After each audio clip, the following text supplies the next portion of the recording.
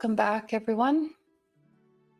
Well, I believe we had decided that after you guys found yourself across the street from the building that you were just in, looking back, seeing that there were some people approaching the building now frozen on the spot, that you would gather up Orin from the stable and get the hell out of there. Yep. Correct? Mm-hmm. I know there were some ideas thrown around if you guys were going to go back to the inn, pick them up, and then continue on to the train station, or if you were going to have them meet you there. What do you think the plan is? It's mostly on the way, so we'll pick them up, save the spell slot for other important things. Okay. Yeah. Sounds good. Anything I should know about what anyone is doing while you leave this area? Did we want to send Leif ahead with his speediness to grab them? No. That is an option. I can just go straight there a lot faster by myself and get them and You meet could at head the, straight to... we're going to the temple first, right? Yeah. Mm-hmm. Fortunately. Yeah. Where is everyone else's horses? They're at the stable? Oh, yeah. So we gotta go. They're there at the and- hotel. Yeah. Well, never mind. Then we're all going together. I'm going to the train. No, just kidding. I'll go. Raelynn, the Boy Scout, always prepared. Doesn't help when the rest of us aren't. Yeah, I wanted to go in the fancy carriage. So wait for you guys anyway. Raylan's trying not to give us judgy eyes from her horse, but it's a little tough. Remember how we were appearing to be her escort? Yeah, it makes sense. Yeah, we'll go to the hotel, pick up the horses and others, and head to the temple. Okay. How do I want to do this? Let's go.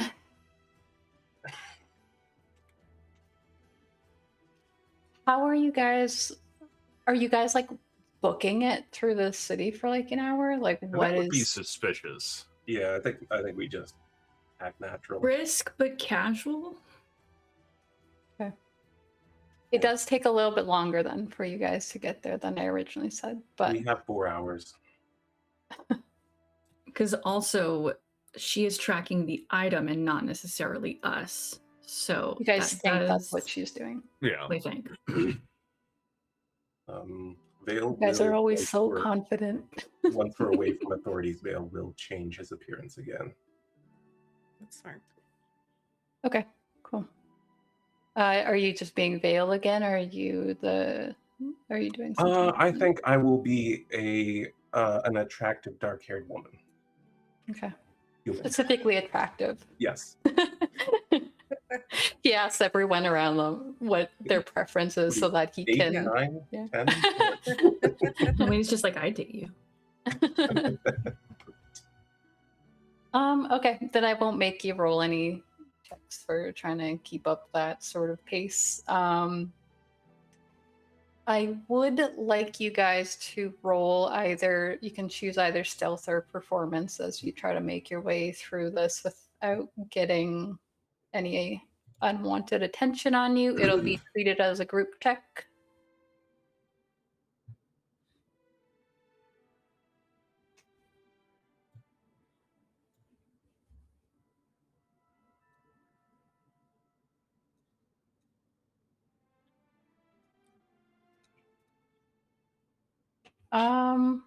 I guess that makes sense. You guys you're pretty certain that you are losing anyone who might have interest in following you away from that building. You kind of weave yourself through the crowd. Vale, you're actually leading everyone with Raelynn very close behind, in terms of taking a path that feels sort of natural and blended in around you. I think Leif is getting the most looks just because of how tall he is. Normally, you guys kind of disguise him by making him sit down in a carriage or something like that. And right now, he's getting a lot of looks as you guys go through. But all in all, you guys kind of feel like you are blending in pretty well. Leif, you rolled a natural one. But you still have a plus 11. I was gonna say, Wow. I must have rolled a 1.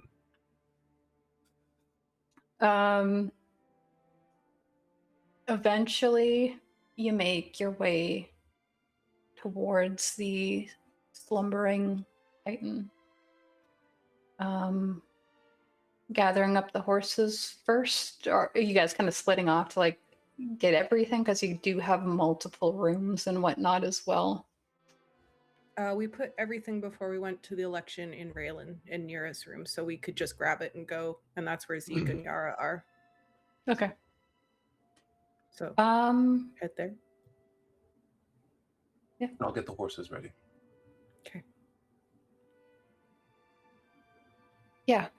So you head up to I assume you guys knock, though I guess Vale didn't really relay to anyone that they need to give them a signal before. Oh shit, I didn't forget about that. I'll go up then. Oh, I was gonna say Raelynn will knock on the door and say it's Amelia, like the same knock that she had given the evening before. Yeah, that's fine. You immediately hear Chinook kind of do a little, not a full bark, but just a little growl that roils in his kind of chest, and shortly after the door opens and it's Yara.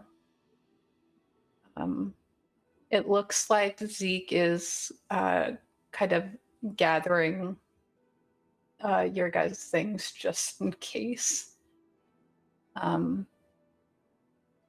And Yara is looking at you kind of expectantly, but she opens up the door as well. And Zeke looks over and he's just like, a quick escape then? We're going now. All right. Do you have anything you need to do before we go? I've done all I can here. Okay. Everyone else is getting the horses ready, unless you all came up. Then they are here, and Vale is getting the horses ready. I can stay and help with the horses. Nyra would be with her donkey. I think Leif would have stayed outside. Okay. Then everyone's downstairs, and we're gonna head that way. I'll leave Raelynn with the assassins. Smart. You guys, yeah, you head down. Not to meta, but you have an elevator ride if you need to give Zeke a heads up about who else might join us. Oh, Since it's just you three. how long's the elevator ride? Like a minute. I think she'll. Yeah, I think she will. Like, as they're leaving, Yara, I assume, would be with Chinook because they seem pretty close. She's then- trying not to look like she's super interested in. I think Raelynn would just say, I have something very important I need to talk to you about sooner rather than later. But I don't know if it's something everyone needs to know.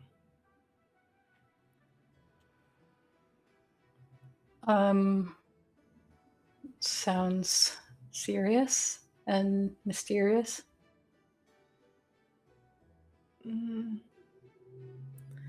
I think she's just gonna like step one step closer to him and whisper in this, like, put her head beside his and then just say, it's about Savorin.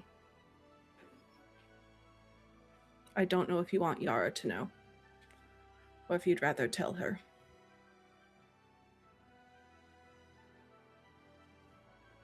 His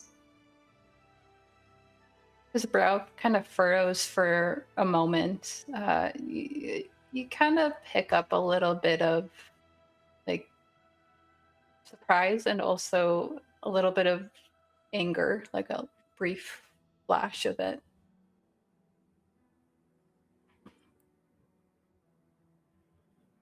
Instead of answering that question, he says, where are we going exactly? Are we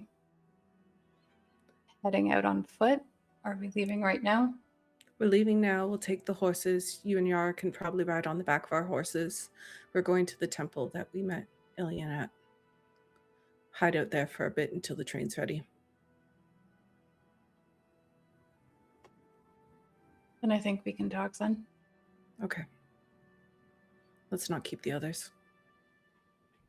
Raelynn will help pack up their stuff. Yeah, you pack things up quickly. Doesn't take long before you guys regroup outside.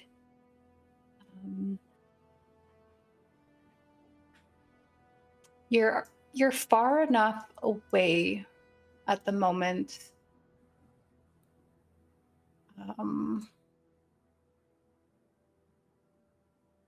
I'm going to say you have about an hour before you guys start to notice an increased presence of guards kind of scouring the city. I'll let you kind of keep your stealth checks, but I am going to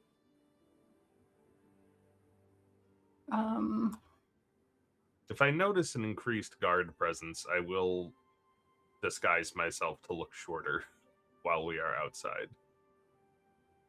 Yeah, how long is it to get to the temple? like 2 hours.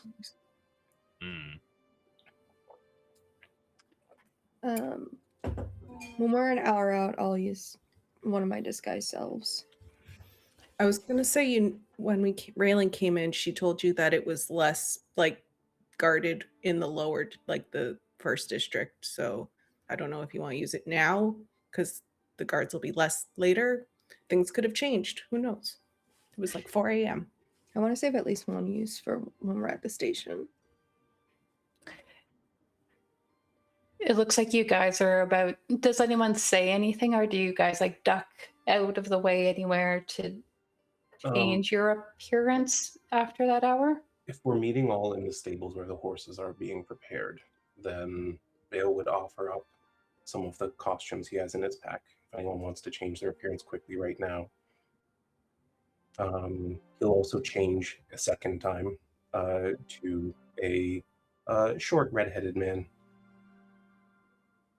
And suggest that we go in 2 groups within eyesight of each other, but split up so that we're not the exact number they're looking for. Yeah. I'll change my outfit to something nondescript, so it's not the same thing as I wore at the vote. You guys are worried about being seen? Let's see. Someone who's hunting me is in the city.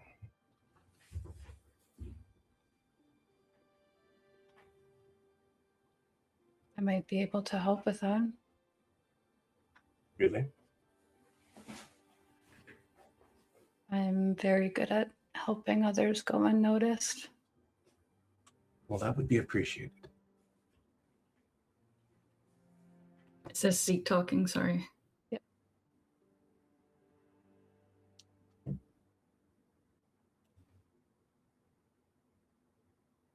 It's effective for about an hour. You want to use it now or later? Now may be better. If the guard is increasing around here, they might be already looking for us specifically. Mm-hmm. Any delay we can give them is ideal.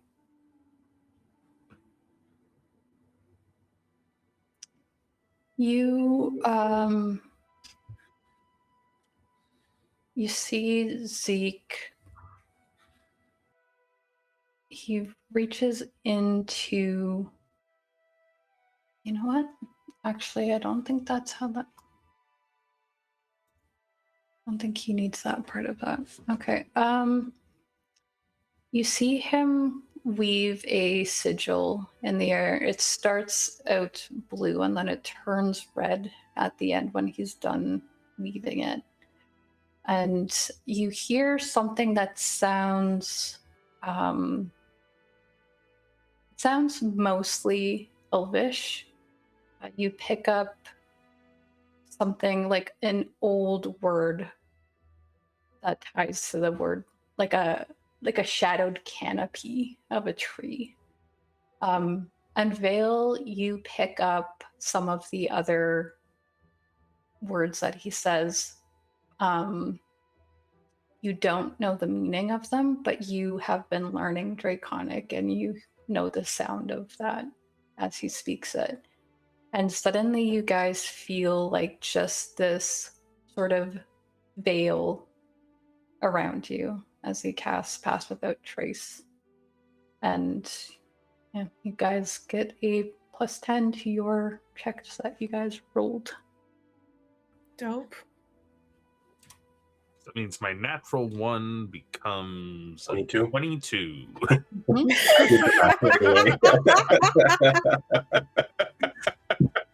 That's stupid. Yeah, good thing I wouldn't make you crit fail a frickin' stealth check. But yeah, you guys go pretty much unnoticed. People even almost like bump into you as you guys are heading past them. Eventually, after an hour, you can kind of feel that magic fading from you, but you could have taken all the precautions, like Vale offering you guys different clothing. You have your disguised selves available to you. But you see down the road finally, even though you're about an hour out still, you can see the lower tiers of the city where the train station is. But instead of making your way straight down that path, Zeke is going to kind of lead you guys off down kind of a more winded, direct route, if you allow him. No objections. You are passing down smaller streets. He leads you through back alleyways. Yara seems to be scouting just slightly ahead of him. Like he'll be going like rather confidently. But who, yeah, I guess if you guys have horses, who would have Yara, or did you guys give them one of the horses? You I'll have Yara on the back of mine. You notice that she's like kind of before Zeke is even like directing you anywhere, she's kind of pointing out stuff to him.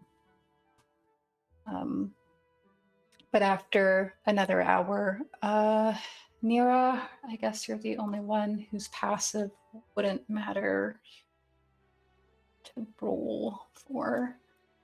Nyra, once you guys get to this road that you followed before to get to this old district where all of these rundown temples were, looking down to the right of you, you see that there's always like this presence of mages down this big main road. But right now it seems like they are being given assignments almost. You look down, you see them kind of grouping off with Savorin soldiers, and you'll see like 2 split off. You see like a glimpse of that before you guys have to head off through another back alleyway to get to this temple area again. which you guys are now welcome at. So you don't get the you don't have people accosting you on the rooftops to try to gauge you. Though, yeah, nearest perception, you probably do note that there is a young boy on patrol on one of the rooftops, but he's not trying to hide from you when you guys approach.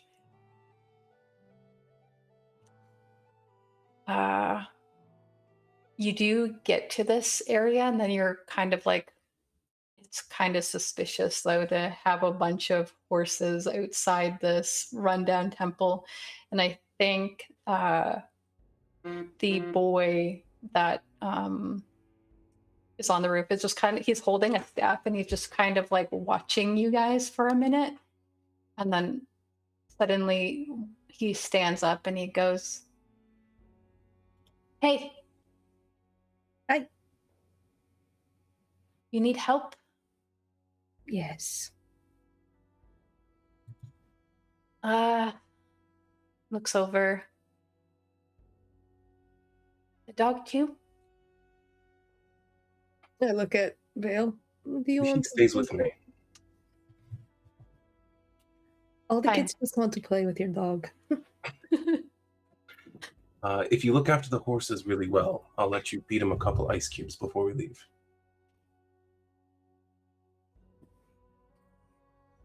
I'm like,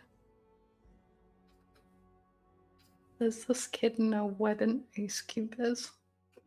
I mean, he'd know what ice is and what a cube is, right? I guess. He kind of lives in a tunnel. Does he have a concept of an ice cube? Those there's two any words make water sense to that. together. I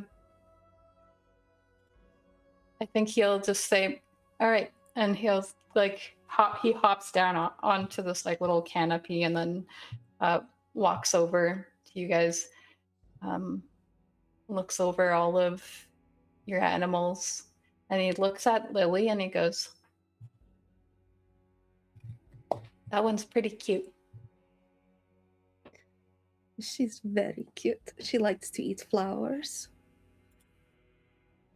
Oh,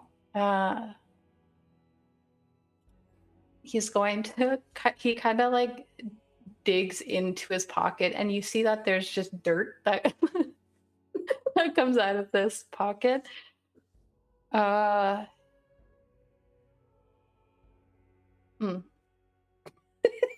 Because like you see that it's just leaves and dirt, some rocks.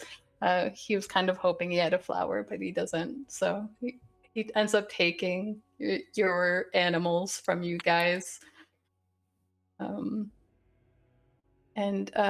eventually you find yourselves in this stairwell, heading down. Again, it just kind of feels completely abandoned. And you do hear the soft scraping of something on rock. Once you get like kind of down enough, you see that there are two other boys down here. They seem to be playing some sort of like X's and O's game with each other before they see you, and they stand up straight.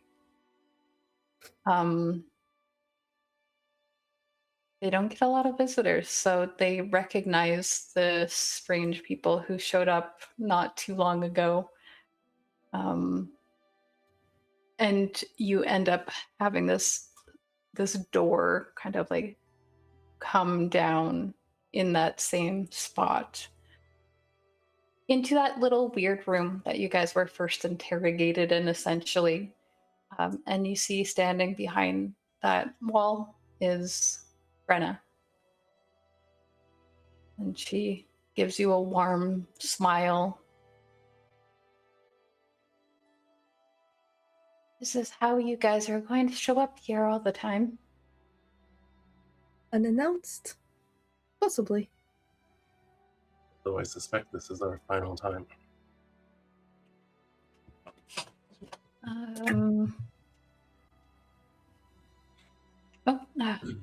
Being rude. Come in.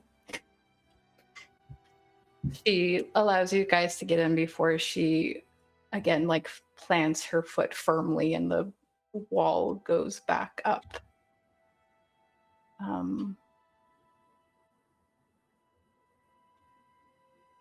Who are you here to see?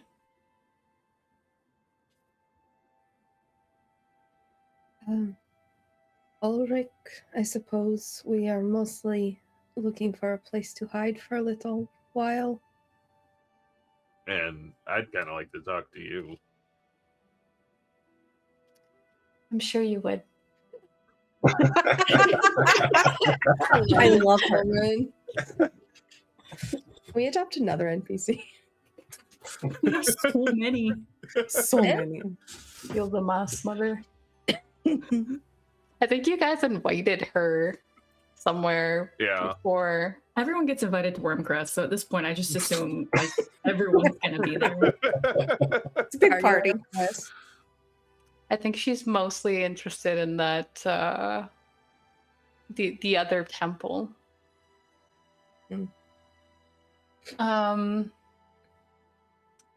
Right. I guess I shouldn't be surprised.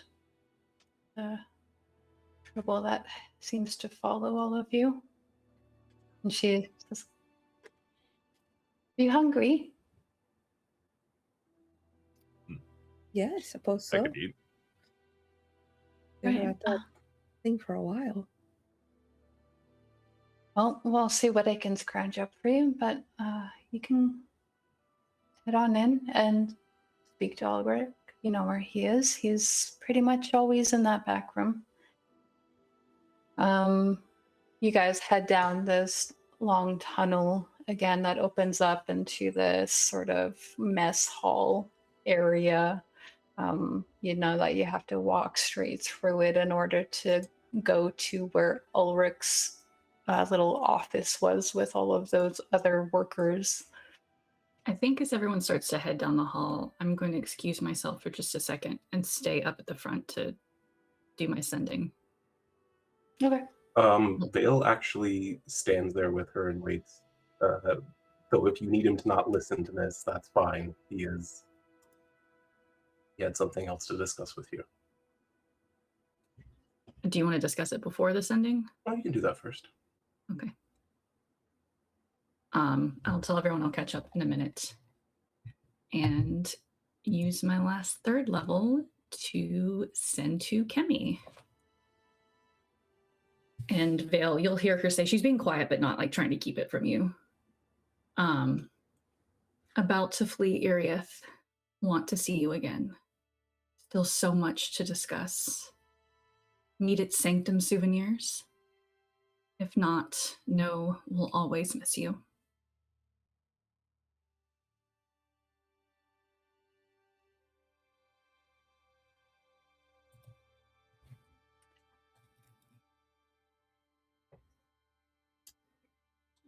You get a sending back from Kemi. There's a little bit of you can hear kind of the smirk on her lips as she says, "Fleeing."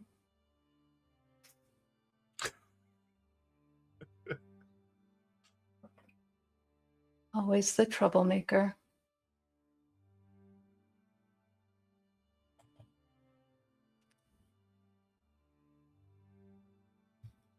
I can be there in less than an hour.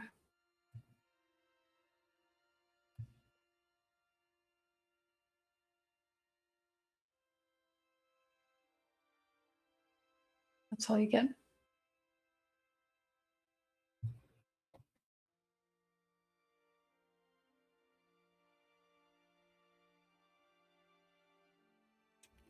Now I need to fix the lighting. If you guys want to talk about something, I don't know what's going on here. Sunlight changed. So everything okay on that side? Yeah, I just don't want to miss my opportunity to ask her a few more questions. Are you planning to meet her before we leave? Yeah, she could be there in less than an hour. picked a place. It's about 10 minutes from here, so it's close, but not close enough to draw attention, hopefully. Someone should be there with you, just in case. Doesn't have to be me.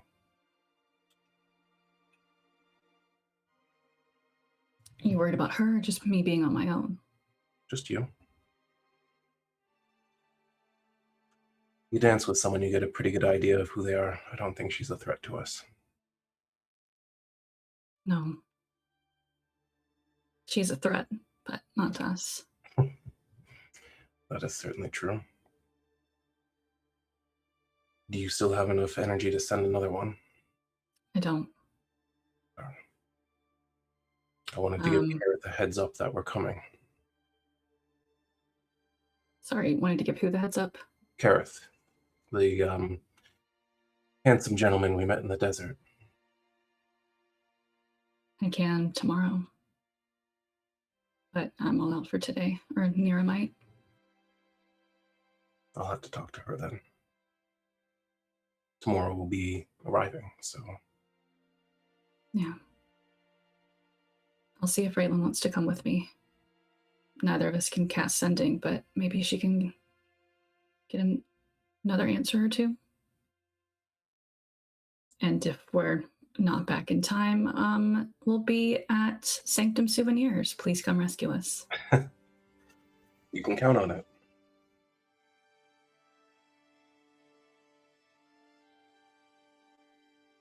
Well, we should talk to the others then. Yeah.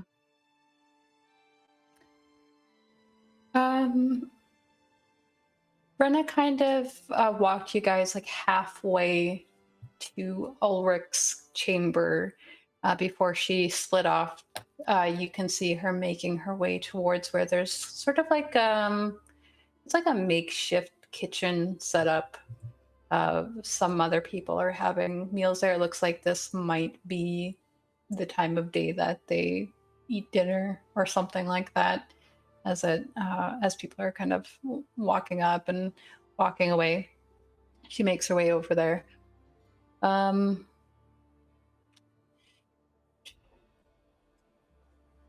But the three of you enter into Ulrich's chamber before anyone else does. There are two other Genasi people working there. They seem to be, one of them looks like they're working on laying out points on a map, and the other one is just has their nose in a book. Ulrich is standing near the back of the room, and he turns to look at you all when you enter. Sorry to be of bother, but I was expecting you all back. true, but perhaps not at this time. We didn't announce ourselves or make an arrangement, so we are intruding.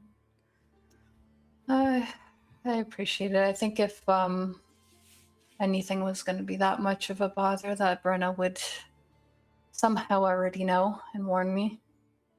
Fair enough. We were wondering if it would be okay with you if perhaps we stayed here for a small amount of time. Not the whole day, just a few hours. Fine with me. Anything I should know about? Probably nothing Brenna wouldn't already know, so I think you'll be fine there.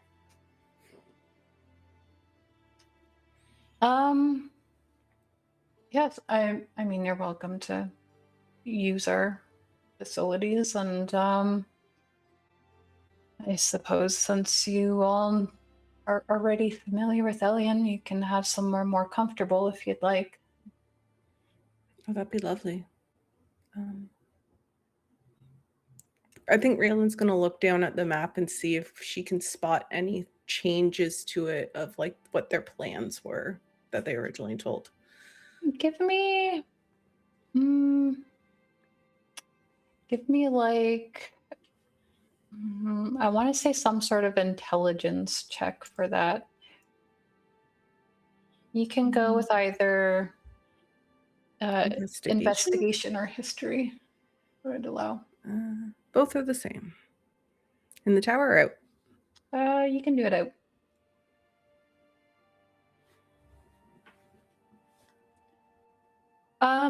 It looks like there's more information than the last time, as far as you can remember. And it looks like perhaps some of the conversation that you guys had with him before about the potential of there being something like very wrong at the spire. A lot of the routes that are tracked now on this map seem to go directly there, when before it seemed like they were planning on hitting some of the like medium-sized beacons that were around the city. It seems like maybe there's a bit of a change in plan in that regard. No, you go.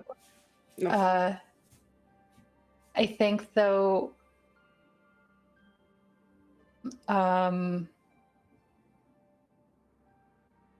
Zeke actually kind of like moves up closer to Ulrich and he says,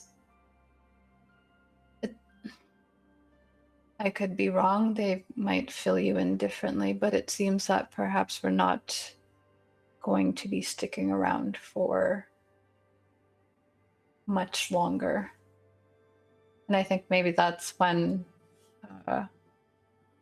Alina and Vaelthar are kind of coming down the little hallway that leads into the chamber. You could hear them talking well enough. They're not like having a quiet conversation. And Ulrich kind of, his brow kind of furrows. Not angrily, just trying to process the information. So you won't be helping us then? Unfortunately not. Our time here's been cut short. Remaining with you would probably put you at more risk and hinder your plans. Well, I suppose we were already planning to do this before you arrived, so...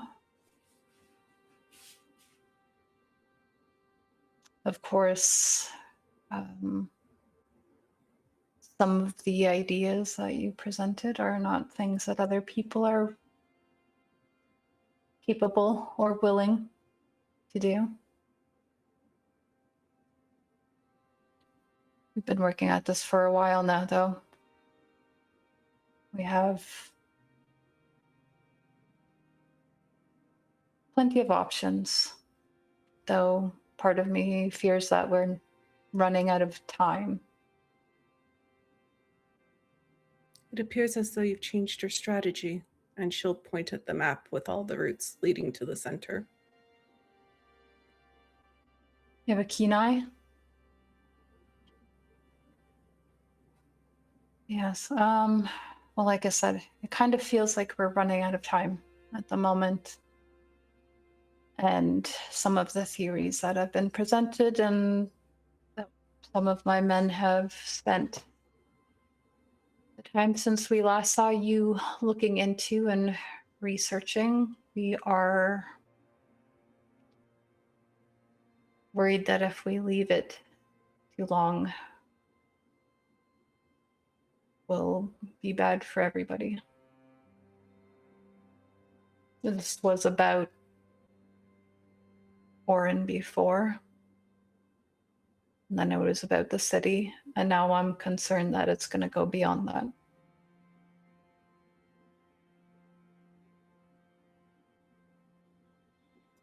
The calamities do seem to be spreading. I don't blame you for taking swift action. Be mindful these things tend to be catastrophic when they go off.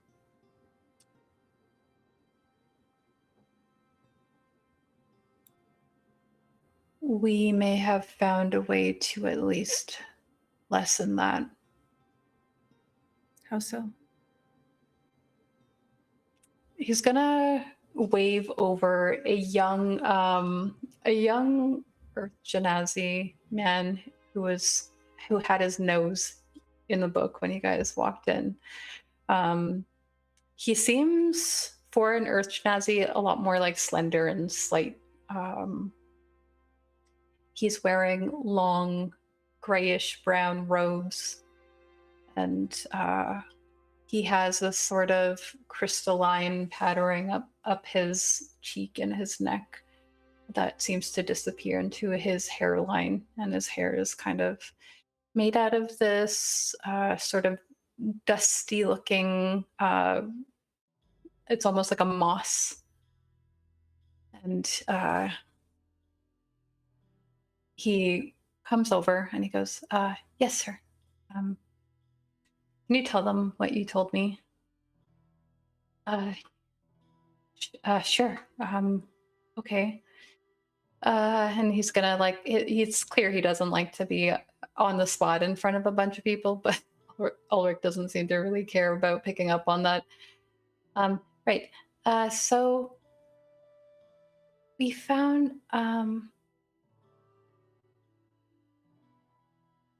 it's not exactly a surefire plan to reduce the explosiveness of the beacon. However, there is a way to temporarily disconnect the beacon from the source. Of course, we don't have the proof that the source is what we were thinking it might be, so I could be way off base. Essentially, it involves a sort of ritualistic prayer. It varies in length depending on the size of the beacon. We were testing it out and he points down the hall, and you guys would know, like you saw this before, that first archway you pass into when you come into like the big open space. Right above that, there's like a natural looking crystal formation. On something that size, which that size is like one of those medium beacons, the one that exploded, the one that exploded near the tavern that Leif got caught up in. It's about that size. That one took us about 5 minutes of prayer. We were able to disrupt whatever the connection is from the source. I think in theory, if you do that right before you break it, that it'll kind of reroute some of the magic to the nearest beacon. And in theory, that should lessen it. Again, theory. We won't hold you to it, don't worry. Can anyone perform this, or must you have ties to Oren? You would have to be sincere about your want to help. Did you have to be in contact with the crystal? Unfortunately, yes. Which I'm sure you can extrapolate. Sometimes is difficult depending on the location.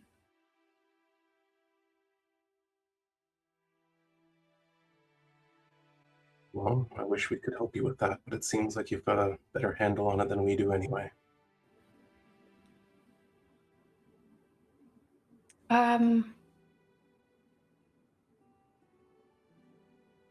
I suppose you're right.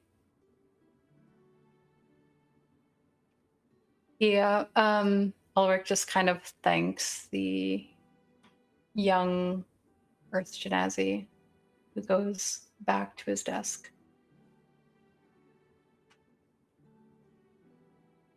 So it looks like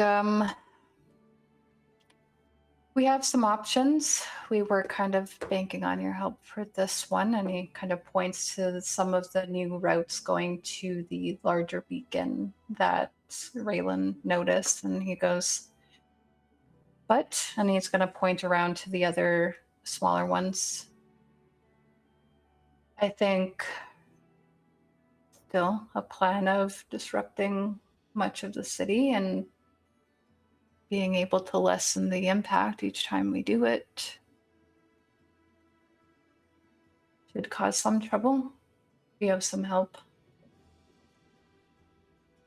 And that's less strain on if, well, if our theory is correct and this is putting a strain on Orin, it should potentially lessen whatever is going on.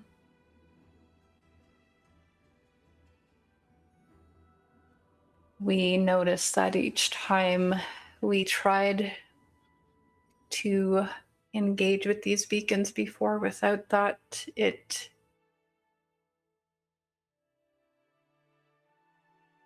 caused more of a sadness.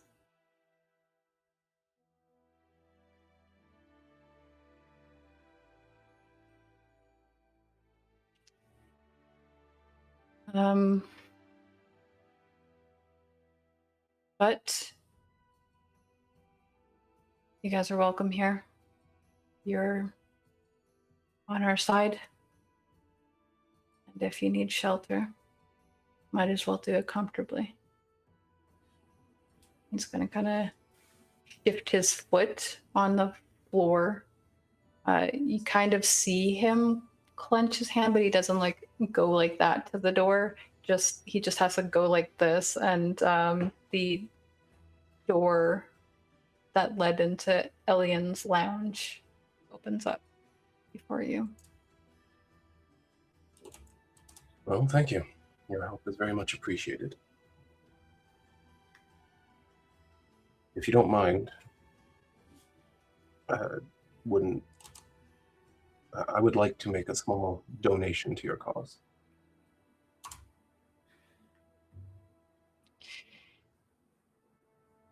All the help we can get is appreciated.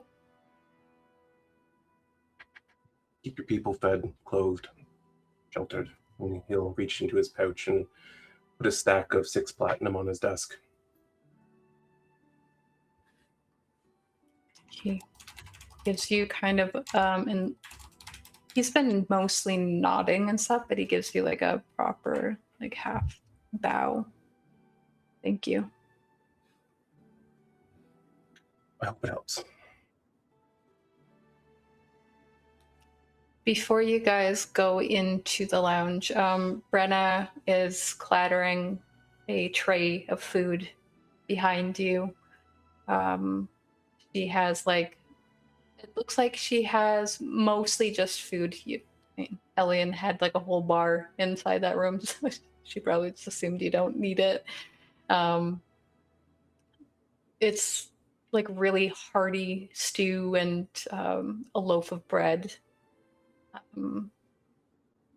She either follows you in or she leads you in, depending on how much you how long you take to actually let yourselves in. And she sets a tray down for you. And she looks over at all of you and she goes, well, hopefully our hospitality is to your liking. And once you've got some food in you, she looks at Leif. I'd love to talk. I don't think you'll be waiting too long. She nods.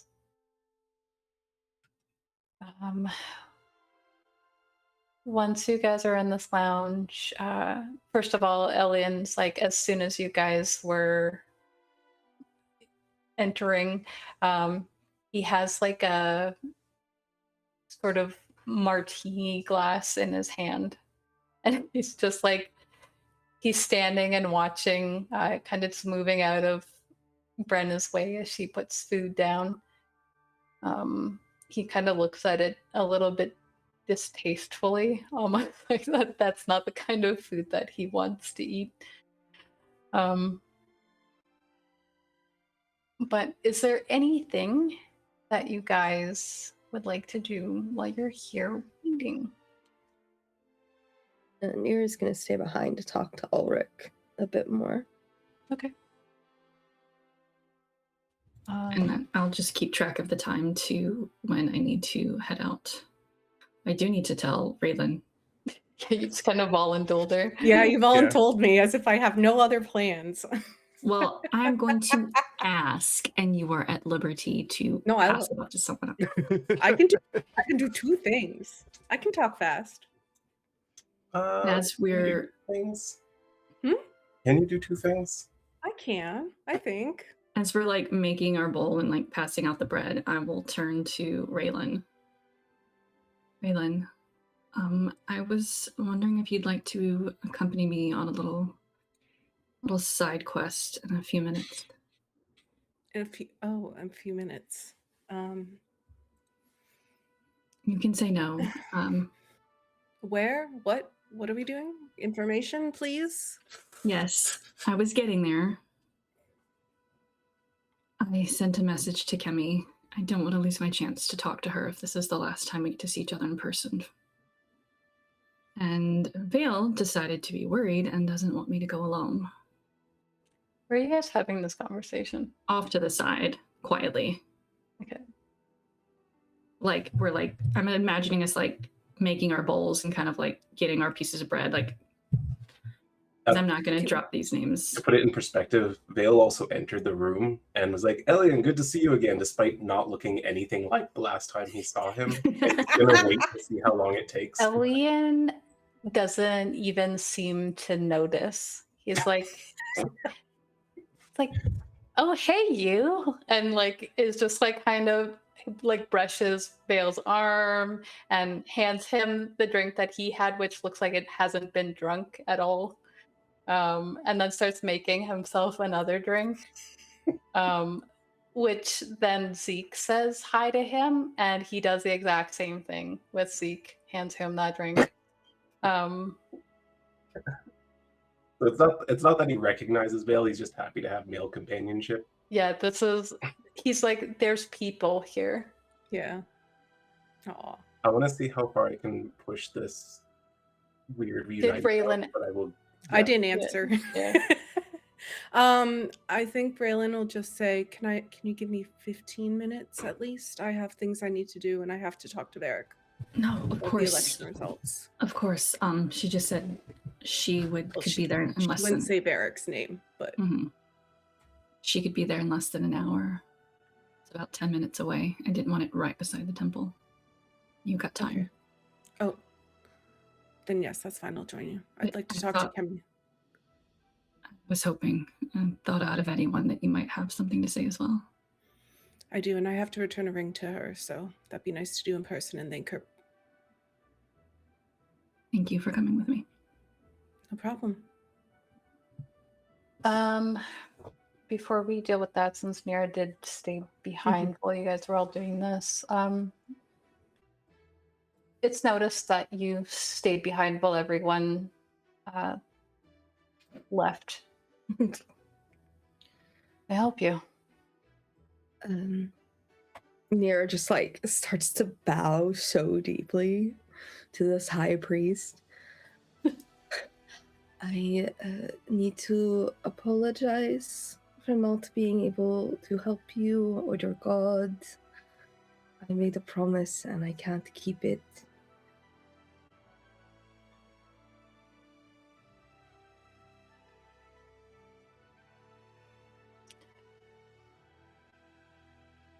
Why do I get the sense that you're not just talking about a promise to me? Isherelle worries for her siblings, like any sister would.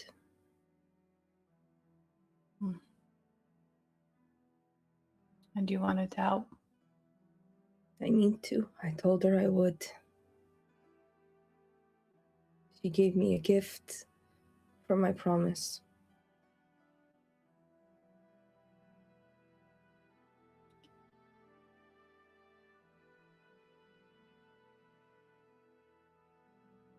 I'm not going to ask you to tell me about all the details about where you're going. I'm sure that would compromise us both should something happen. But is where you're going, do you have potential to come across more of these larger beacons? We are not leaving Savorin anytime soon. And those beacons are everywhere.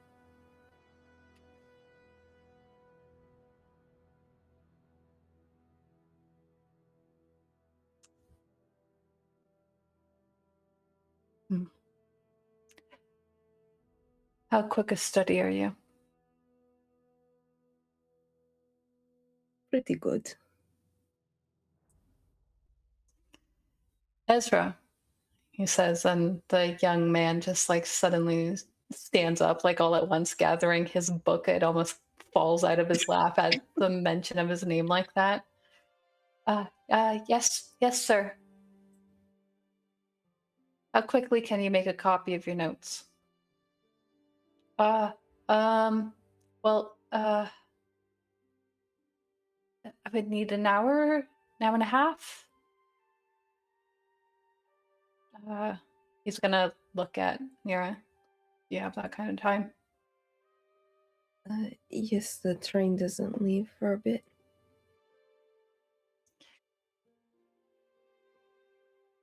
I'll get Ezra here to get you a copy of his notes, and perhaps he can go over them with you briefly before you leave. If you Okay. have opportunity and you guys are going to continue to do something similar to what we plan to do, this should lessen the pain for him.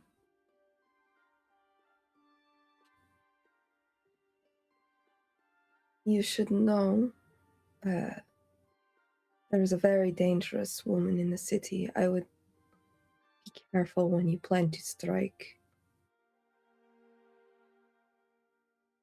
Brittany did say something about that. Her timing is off sometimes, though, so it's not always reliable when she starts rambling. Well, we saw her a couple hours ago, so she's here. Good to know. We're not quite ready yet, so I think we'll be able to gauge whether or not it's safe first. You have a good heart. I just try to do as Israel wishes. Your goddess should be proud of you. I know your god appreciates what you are doing. If an earth genasi made, like seemingly made of rock, could have a softened face, that's what you would guess is. Like clay, it just turns to clay. Moldable.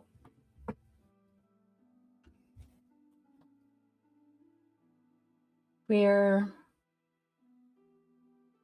doing what we can.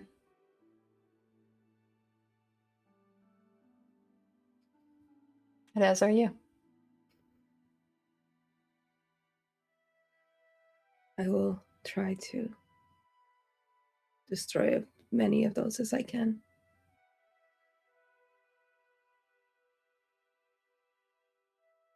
Seems like you're in good company. Yes. She thinks back. The short redhead really wants to blow them up. Well, Honestly, if you don't have the time to spare to do the right in certain situations, it won't be the worst thing. Cutting a tether is cutting a tether.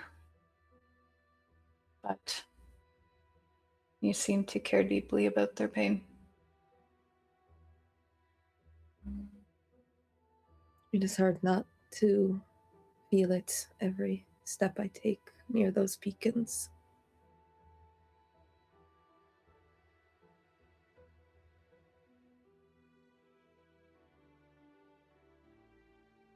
One of these days, things will be set right, and they'll be because of people like you who took any step that they could.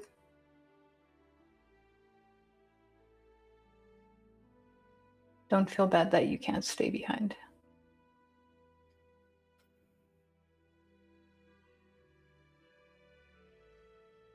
I wish you the best of luck with this. Stay in touch. If you are saying I can send you messages, then I will. I would like to hear how things go for you all. I would like to know if any improvements can be made on your prayer. Well, luckily for you, Ezra can send as well. She just looks at the young Genasi boy. He's just like voluntold for something yet again. He just kind of like over his head at the moment. It was nice meeting you all. I am glad that there are still believers here. We had worried they were all gone. The earth endures, doesn't it? Just as the water and the sun.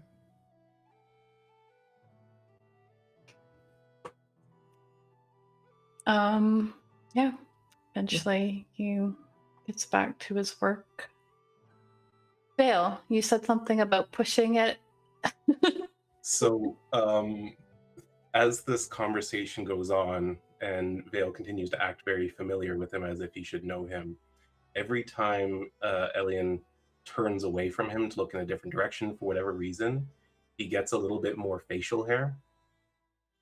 So, like, the first time he looks back at him, he's got a mustache, and then like a little line of hair beneath the lip, and then a full goatee. Are you doing this while Zeke is sitting there drinking with you guys? Elian,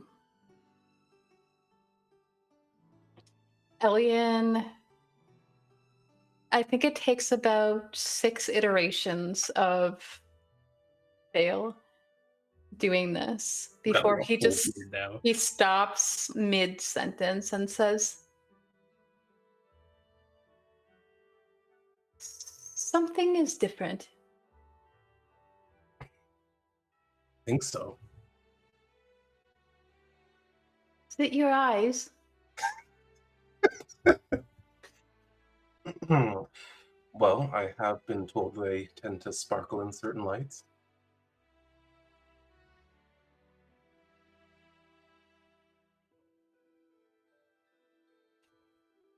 Zeke is going to take a very long drink of his drink, and you suspect that it might be because he's trying not to give away what it is Vale's doing. But Elian is like,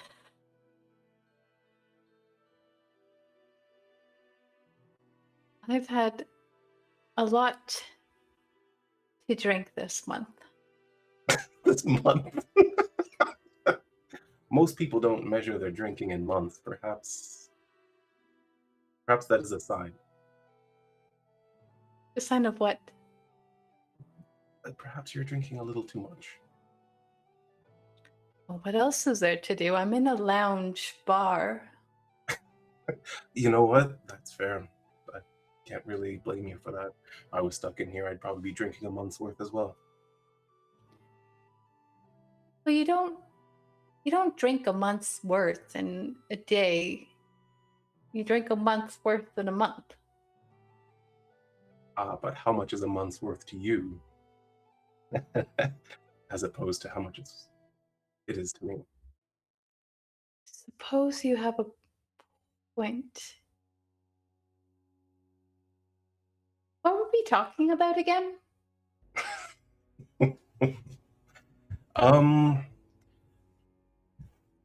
I think you were just about to tell me about all the important people you know in Savorin.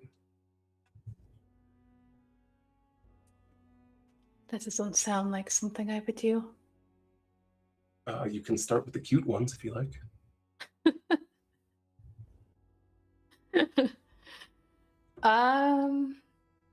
Are you actually trying to get information out of him? Sure, why not? What else is there to do? Give me a persuasion check, then, Oh, no. Can I make a persuasion check? in the tower. Dang it. You know what? I've got 3 inspirations. I'm just gonna jump the gun and use it. Why not?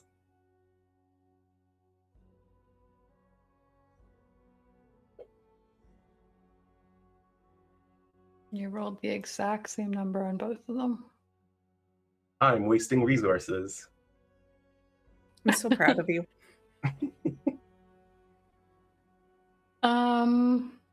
Yeah.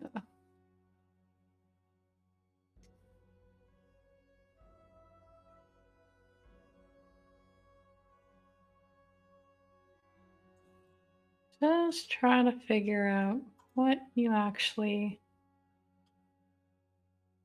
I mean, even if you just want to give me a summary later, I don't mind. Like, Yeah, Specific- he goes into a few people's he lists off about 3 noble names that he says, I guess they're important. But in particular, he calls someone named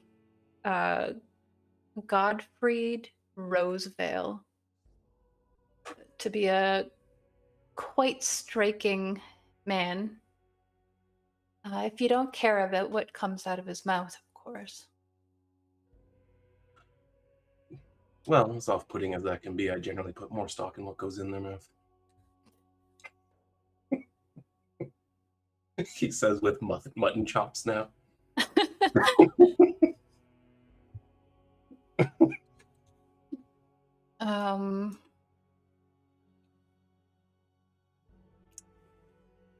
Yeah, you continue to have this exchange. It's completely unhinged, and it's mostly just Vale entertaining himself, a little bit Zeke, but he's also kind of just trying to encourage Yara to actually like go ahead and pet Chinook because she seems to really want to. And Raelynn, you wanted to do something? Yeah, she at some point will try and like walk around to catch Zeke's eyesight, but she's not like gonna walk up to him directly and just try and like one of these. The like little head tilt to somewhere else. Sorry, who are you doing that to? To Zeke. All right. Yeah, he picks up on it. I think he walks over to like the bar where he was sitting before when you guys had a small exchange. Are you okay to talk here? It's out of earshot.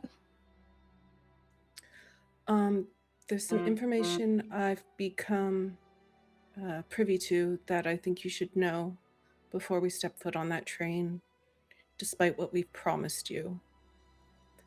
When I came to visit you yesterday evening, the rest of my group went to go talk to a politician.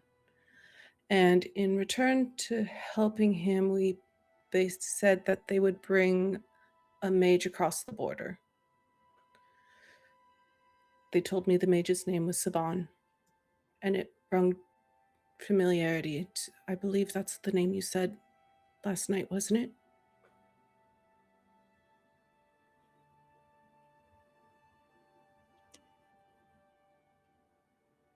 He's gonna kind of like knock back the rest of the drink that he had. It wasn't much, but he does that and he goes,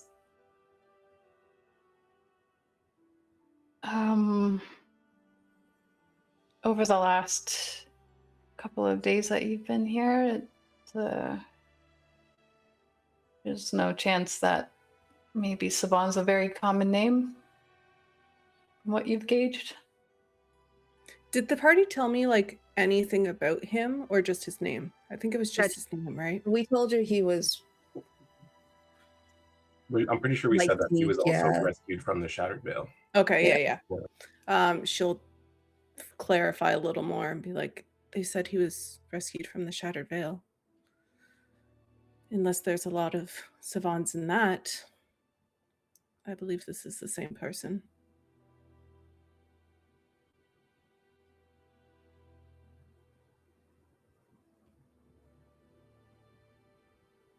I think she'll put her hand on his wrist.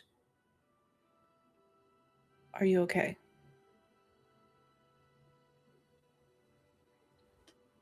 I take issue with the rescued part.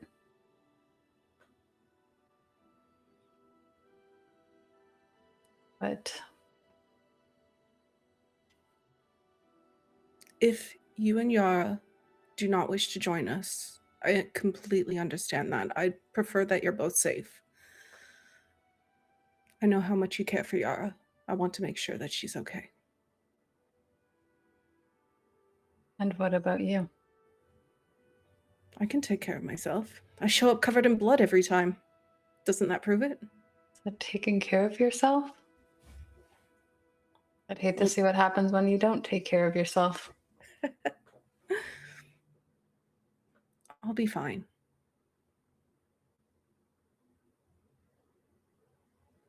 It's up to you. I will never make a decision on your behalf, but I just want you to know everything going into it and not be shocked by this. And I didn't want to spook Yara. I figured you'd be best to tell her. I appreciate that.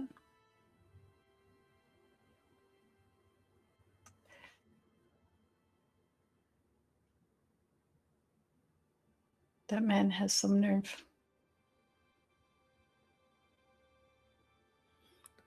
I know nothing of what their entire conversation was, so I wish I could tell you more of what he told them, of what he told Matthew. At the very least, I have questions for him. So if you guys are meeting with him, I would like to come. I'll be there with you if you need me.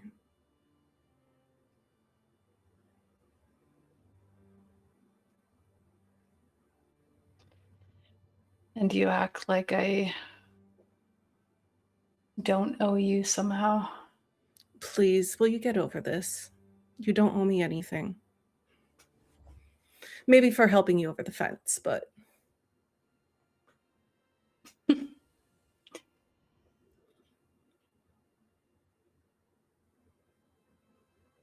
I mean, I suppose you're right to some degree. That is just what friends should be expected to do.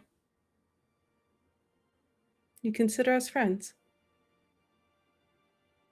I would. I'm glad it's mutual.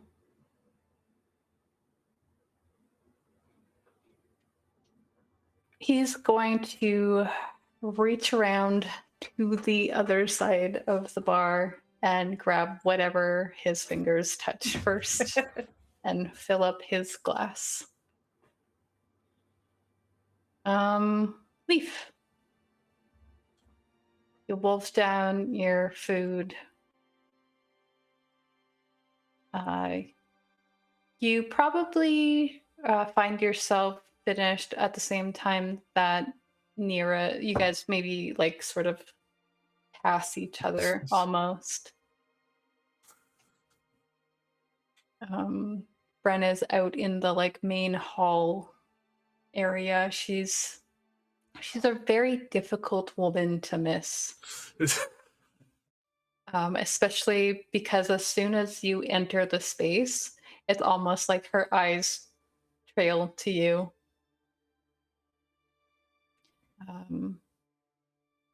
Seeing that you are alone, she kind of waves at you to follow her. You're far from each other. You're like 60 feet away from each other, and she's like this, and you kind of end up intersecting each other.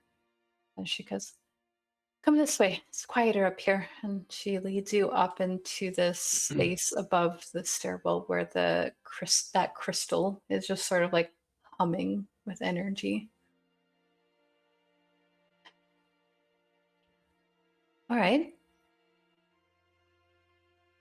You have my attention. Well, you had my attention, but you have my attention more now directly on you. About that. Before I get to the other stuff I wanted to talk about,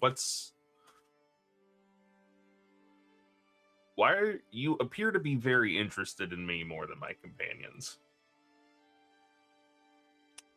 Well, you are a tall, strapping young man. Is that all? Okay, that's all it is? Or thank you. No, dude. That's not all it is.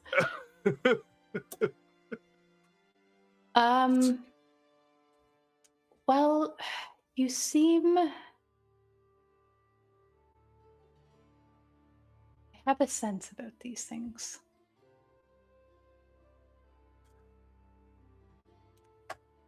You kind of seem like perhaps you have one foot out of the door of life.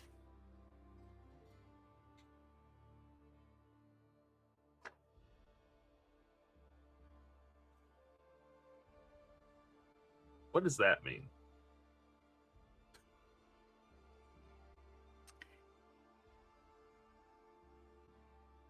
There's been a lot of illness in this city. I see it every time I go to the surface.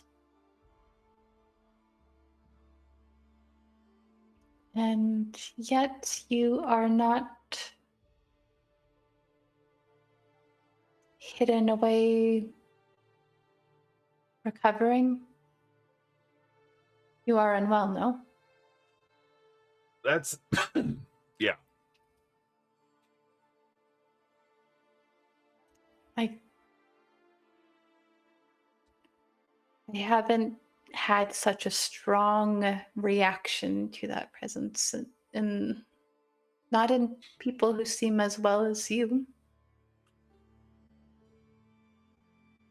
My understanding is that I got whatever this is from being caught in the explosion of one of these.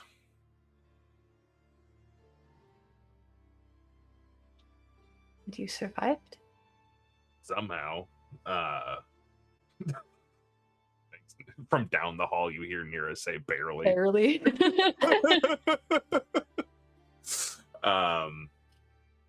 Yeah, that our Genasi friend said that she'd never seen anyone quite as almost dead as I was. I don't know what her sample size is.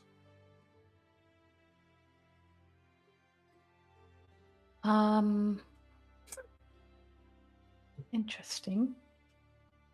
May I? And she just holds up her Sure. hands. What, are we gonna play patty cake? Tit slap. She kind of puts her hands like just so she's kind of got you like on both arms. She puts one on one arm and one on the other arm, and she closes her eyes. And you can feel this warmth grow in her hands. A little bit like Nyra's magic, but not as like hot. Like it's not burning you. Yeah. It's just warm. Cauterize the wound. And she's She seems to be thinking, and then she just kind of like lets her head bow for a moment.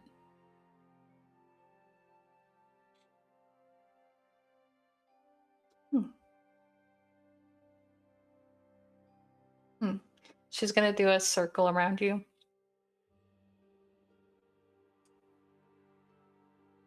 Is that all there is to your story? Oh, no, there's a lot more. Oh, well. At least I'm not way off base. I thought I was losing my touch there. So, I kind of talked to Lyriel last night. What do you mean, kind of? I guess I'm trying to... Well, I was asleep. I think it was... I don't know how this works. I talked to Lyriel last night. She appeared to you unprompted. Oh, I wasn't trying to prompt anything. I've seen her before from a distance when I was... Our cleric friend encouraged me to reach out to her. But I didn't last night.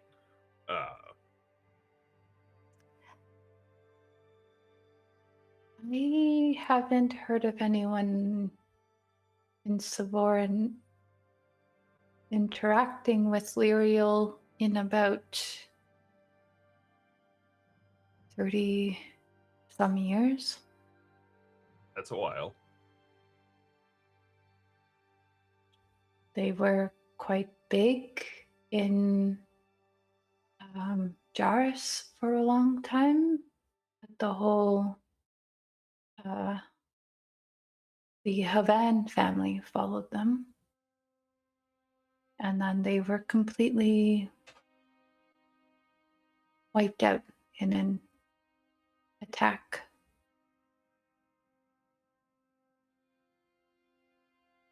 That family, I assume that family name is not familiar to me. Not to you. Some of the others have heard that name. And Havan is the second part of one of the cities, the capitals there.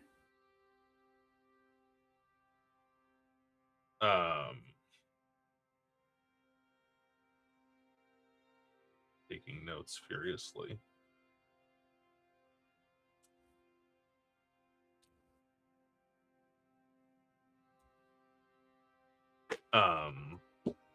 So I guess then the other part was when I described everything that I saw,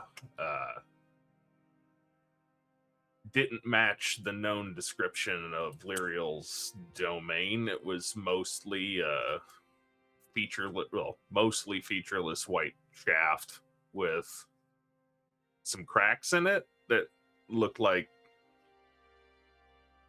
there's like gas and points of light floating around outside.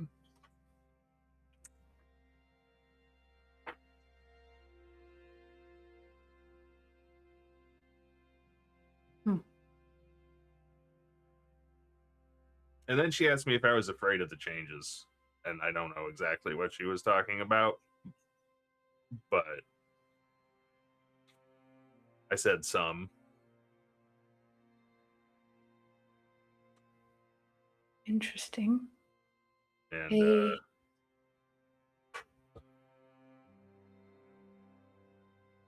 I did have thoughts that maybe Oren wasn't the only one in trouble. Do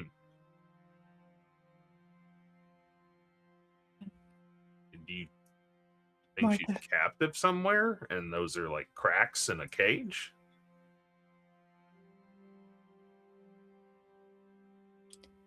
Would make sense that it could perhaps manifest differently for a goddess in pretty much a astral space versus what we think might be happening to, say, an earth god here.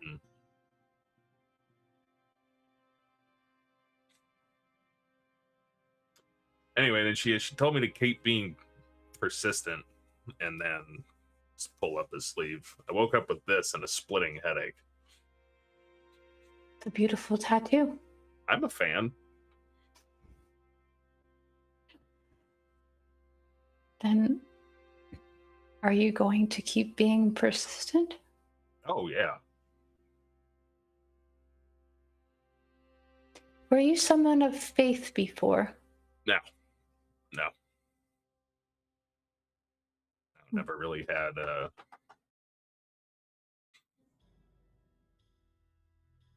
wasn't really exposed to that growing up.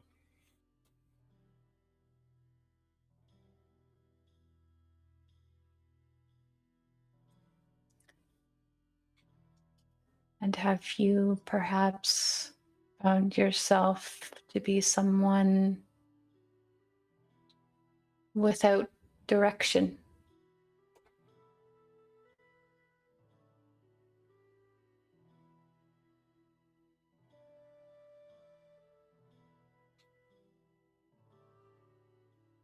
I think if you have to think about it that long, maybe the answer is yes. Well, let's presume that it is, for argument's sake. He is known as the guide. And usually that applies to guiding you through life to the afterlife, but it sounds like you came out from life to not the afterlife. Certainly seems that way. And also, when I woke up, I found I could conjure a cloud of darkness, and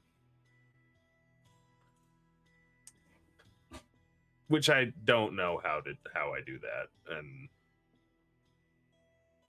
She's going to kind of direct you to sit down, and I think she will just listen to like any detail that you are willing to tell her about any of the lyrial stuff that you... Oh, yeah, I think Leif will tell her just about anything. Maybe some of the specifics about like location might be somewhat vague, just the less they know the better. But if it's any specifics about interactions with Lyrial or what I did leading up to them.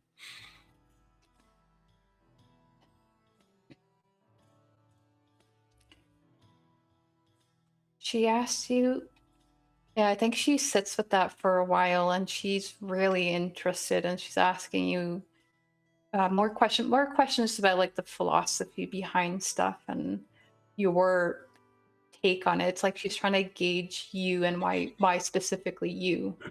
And she goes, she seems to have chosen you for some reason. You don't seem too afraid, where most people might. And on top of that, she didn't offer you a way out. She just told you to keep going. That's interesting. Oh, she also asked me if I sought to master my fate, and I said that I did, and then that's when she told me to keep being persistent. Oh, she's gonna stand up and she's like circling around you, and she's going like this, like that seems to have delighted her. Sorry. This is interesting. I thought so. You read about people, legends of people who do great things, who are chosen. You don't think that you're going to see it. I would very much like to hear more about what happens with you. And I think if she's telling you to keep going and you're not afraid, I'd like to see what happens if you lean into that. I've never let anything stop me before. She's going to lay her hands on you again, on your shoulders as you're sitting there. And she is like, however, I think we need to buy you some time. And she's going to, you start to feel a warmth again on your shoulders, kind of radiating through your body. That sort of like tenseness in your chest that like kind of makes you feel like you need to cough.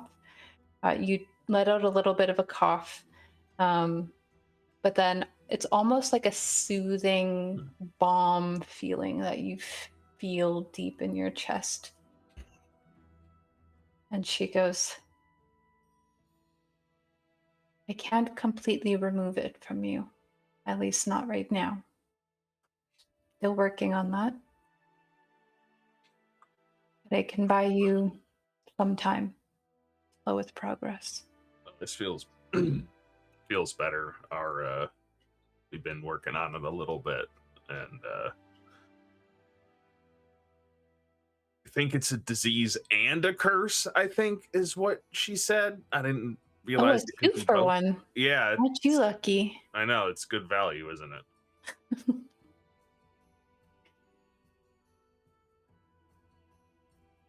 I think some things are going to be changing.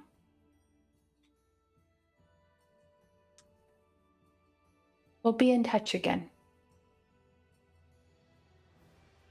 I can't do that sending thing, just I know. okay. She's going to say, if you'll excuse me though, I have some things to do.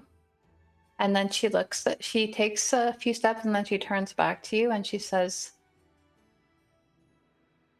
it was nice meeting you, Leif. It was And nice you- meeting you too. Turns and leaves. It's a little bit after a break, but there's something I want to just go to before that. Alina, the hour. Actually, Raelynn, was there something you needed to do before leaving, or were you done everything? No, I think she could do the other stuff later on the train. Okay. So she will like have finished a drink and walk away casually, pretending like the guy just came and sat beside her, and she started a casual conversation, and she's leaving, and she doesn't care. Deception check. Fine, okay. I have inspiration. I'm just kidding. No one has any reason to believe Okay. anything. Okay.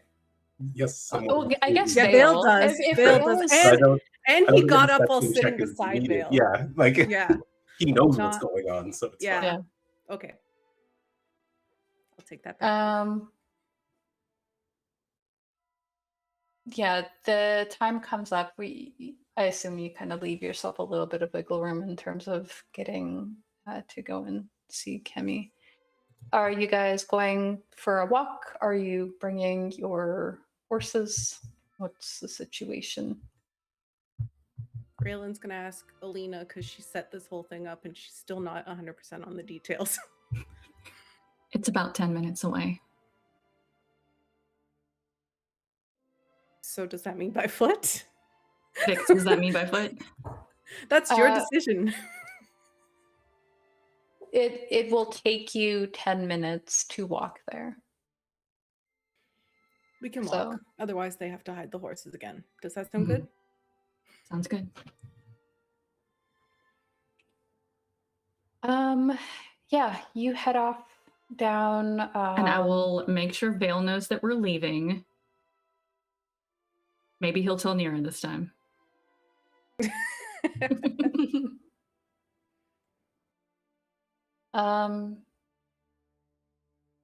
You guys let yourselves out of this temple, make your way down towards probably take like a back alley route sort of thing towards this converted temple that's now called Sanctum Souvenirs. It's like right on the edge of this little district.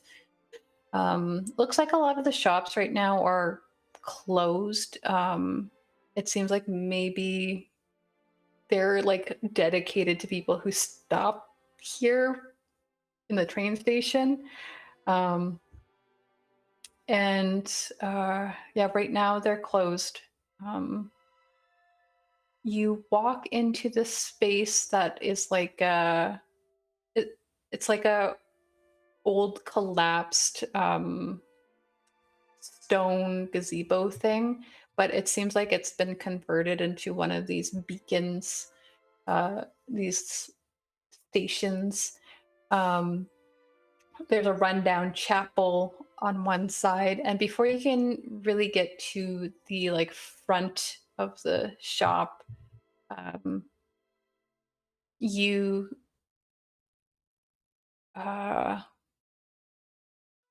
Kemi's gonna make herself known. She's not gonna sneak up on you when you guys are trying to flee the city. She's like, oh, there's two of you. She walks around a corner. You see that she's wearing a black hood, completely black clothing. She almost kind of like blends into the shadows before she walks out of them. Though her eyes are pretty brightly colored, and they kind of catch the glint of the street lights. Someone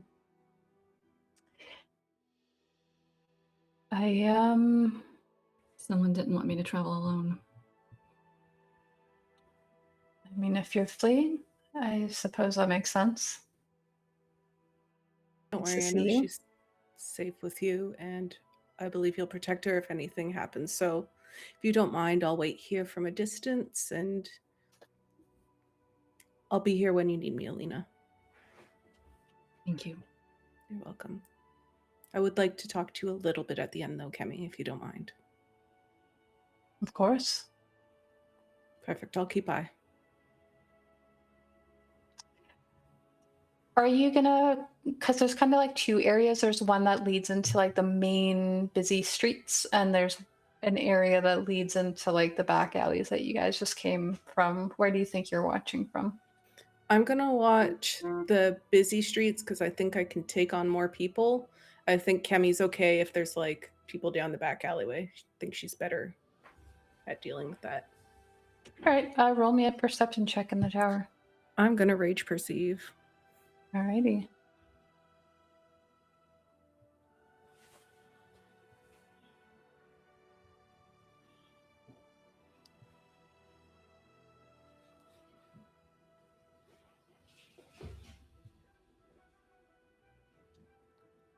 You note that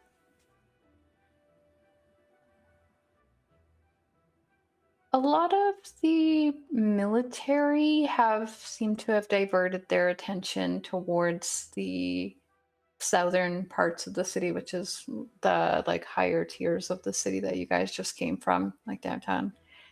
But you know, the train is pulled up to the station and seems like they are preparing to leave. It's a fairly long process, and people are allowed to get on early if they want to. It seems like there is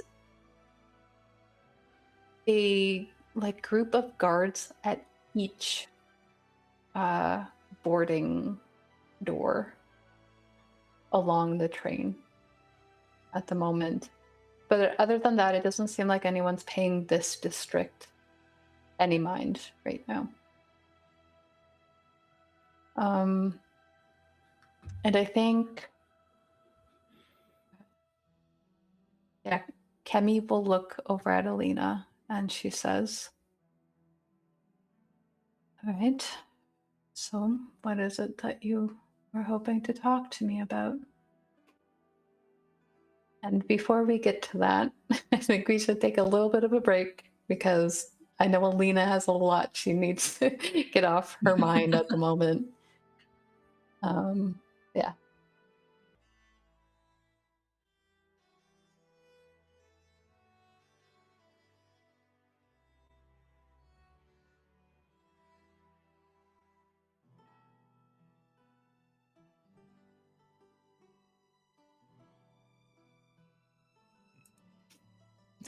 Welcome back. I was expecting to be lied to for some reason. I would never. Yeah.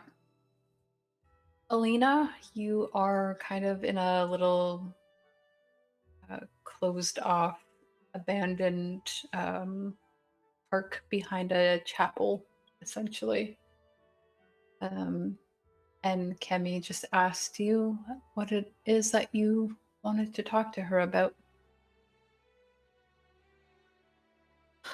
There's so much. I wish we had more time. I miss you. I miss getting to talk to you.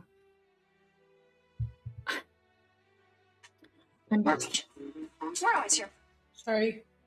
I'm trying to shut off my ringer. People keep messaging me. You good? Yeah.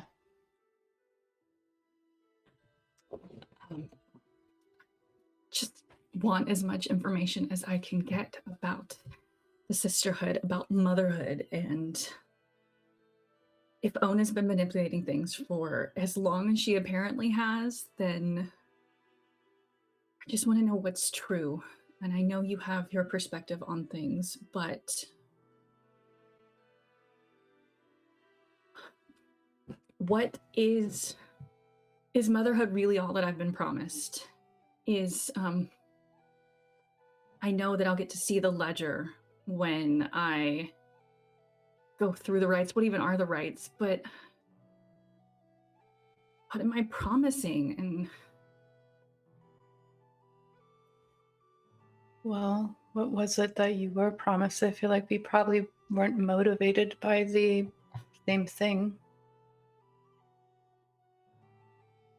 What were you hoping to get out of the sisterhood by going down this path? she promised me influence and the protection that comes with the sisterhood of never being abandoned or being able to be cast aside, to shaping my own path. She really emphasized not being bound to my mother anymore, to getting to shape the next generation and to get to find out what is in that sealed ledger, to have all of my wonderings and doubts answered. Well, you definitely will gain influence. You'll have as much influence and say in things as your new boyfriend.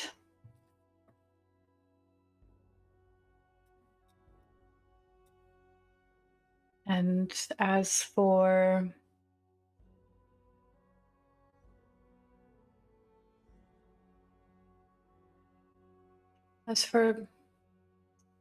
the rights,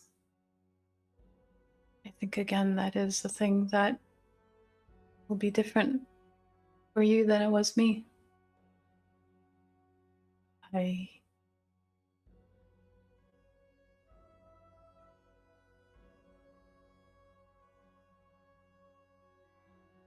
gained everything that I was hoping to, if that's what you are wondering about.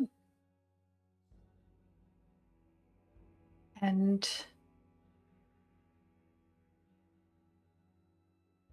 is it worth it? I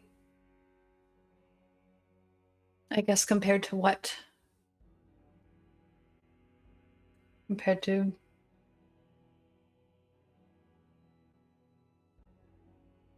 being a housewife? Wouldn't be like that. I don't know why you spit it out like it's a dirty word. How do you know that? I know what I would and wouldn't accept. Last we talked, you said you didn't talk to him about your future. Has that changed? You know all his goals and ambitions. I know a lot of them.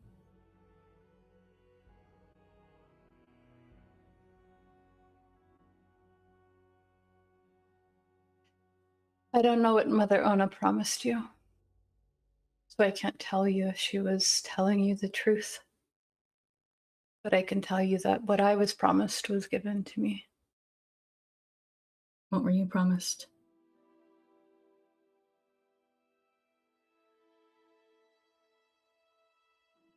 Safety of someone that I love. A family member that I once lost, who isn't lost anymore.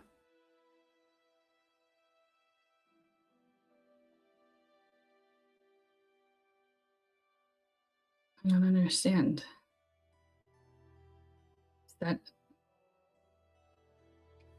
Was that a gift? Would that have been withheld from you if you didn't go through the rites?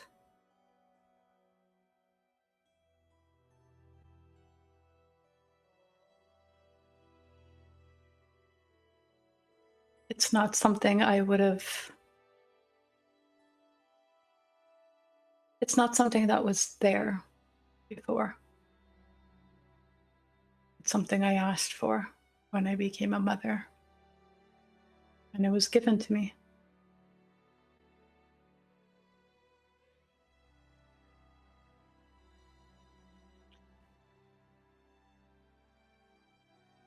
You're asking me to go into detail about something that's been sacred for hundreds of years, while you're teetering on the edge of indecision and wanting to leave. I don't think that's fair.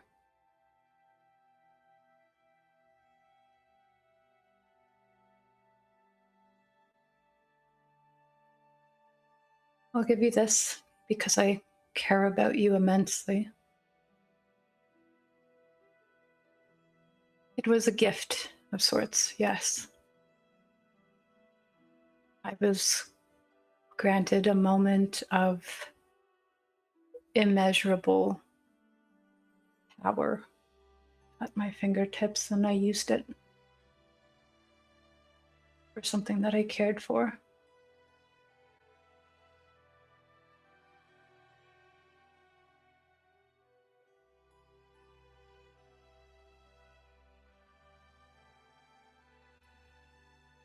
And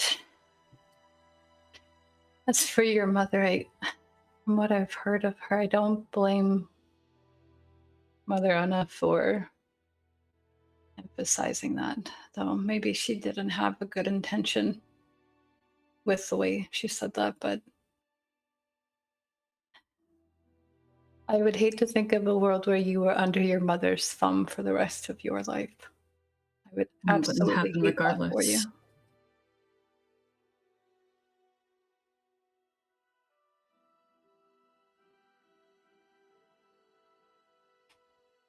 I'm not supposed to tell you this. This is part of the ledger. I am betraying my own family, essentially, by doing so.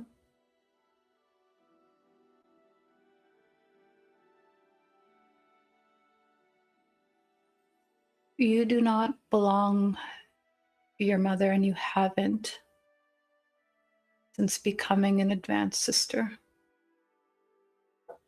The dowry that would go to a husband, that goes to the sisterhood to take care of you.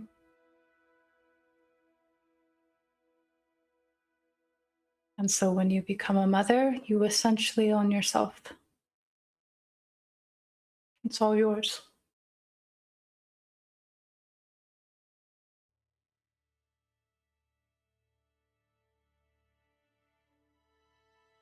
Freedom, influence, that's all true. more power.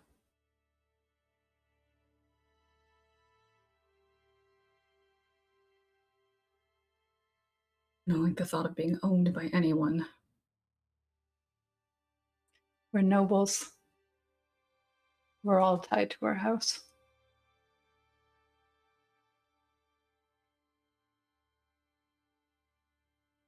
That's politics. If you wish to be free of that, I'm sure there are other countries that are very beautiful.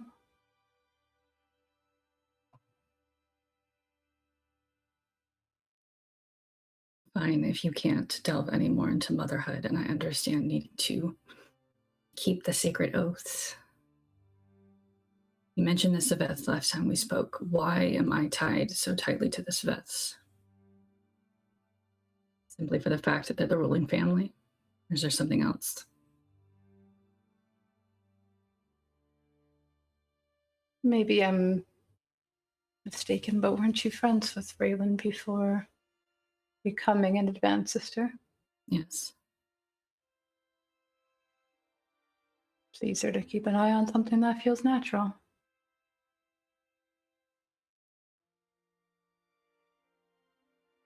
So out of...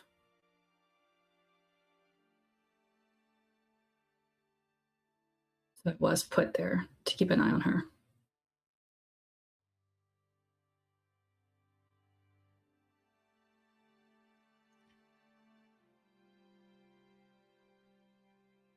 Of sorts, I suppose. It's more that you were already there.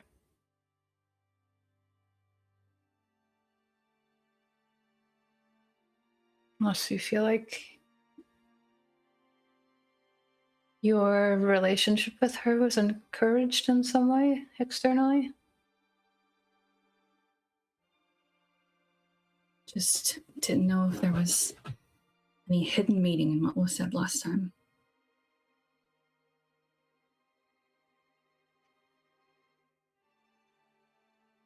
You've been an advanced sister for how many years now? It's not like everything that we're doing is all that different from what everyone else is doing, keeping an ear to the ground politically, knowing who is doing what.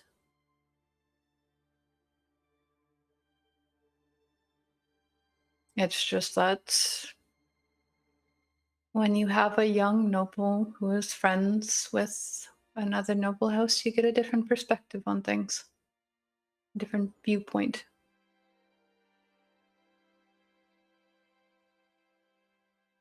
Fine. You seem dissatisfied. I'm frustrated and I'm upset. I know what we do in a sisterhood. That was the only future I was ever pointed towards. But every step, it feels like I haven't gotten to make any of my own choices. And I feel like I'm suffocating and I can't trust anything, and I'm going to have to go back and talk to Ona and figure out what to do, and I don't know what to do. And I'm working on all of this self-doubt and fear and inability to trust. I really am. I've not gotten to take time to process. Yes, my father was my father, but whatever brought Andrew and Elizabeth together was, I don't even know how to describe it, but it feels like everything has been pre-planned from the beginning. I am wrestling with that. And then we get here, and there are schools of magic. Anyone can learn magic, but your only choices are to become a slave or a soldier. And I know Hedgarath doesn't treat magic the same way, but why are the only people being taught magic a handful of sisters, all wrapped in secrecy? Was there not another better option for everyone? And then why the hell is Aelris sending me dreams? Which part of that are you hoping that I respond to first? I don't know. You know I have to verbally process things and get it all out. Let's start with Aelris. Out of all of it, it somehow seems simpler. You're going to have to elaborate on that. I had a dream a few weeks ago about being in this glassy space with a swirling constellation. And I am so not religious that it took me a while to even put it together. It was Aelris. I've been very slowly trying to reach out as I study, to meditate on him, and the other day I tapped into something and it was like I could sense everything around me in an unbearable way until psychic energy shot out.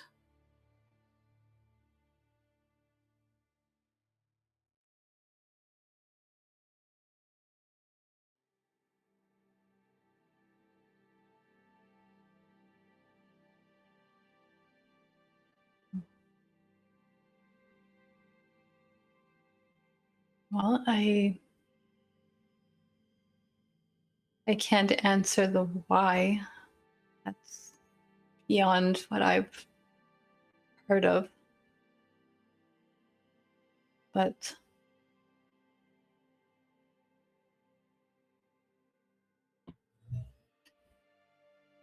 you've been out here searching for your own answers,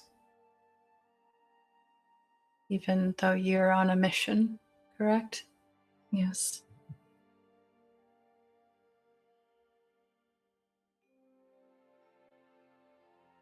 That seems to line up with the values that I know that Aelris has.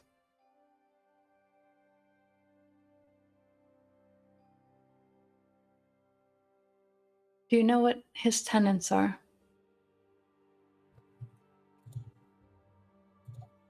She would probably know, and I'm clicking over real quick.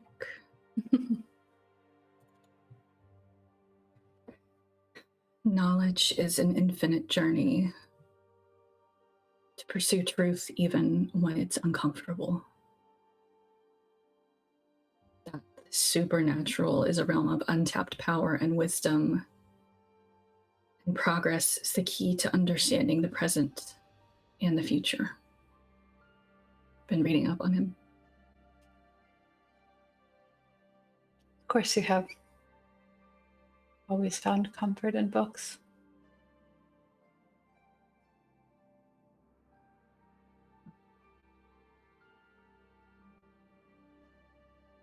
Are you the only one who's been receiving this dream? From him.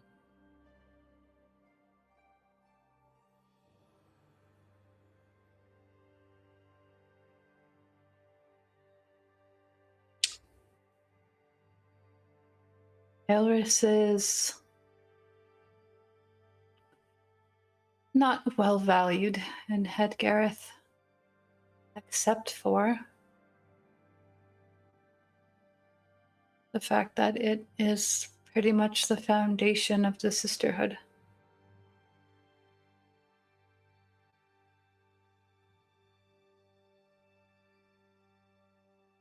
Progress. Even though people make that face that you made just a moment ago about the values of the sisterhood.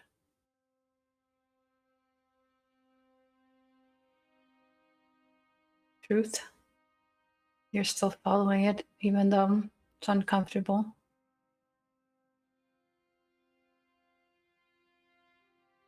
And Alina, if you think that everything has been predetermined for you, does it not stand to reason that maybe Mother Ona set you on this path to find out these things for yourself?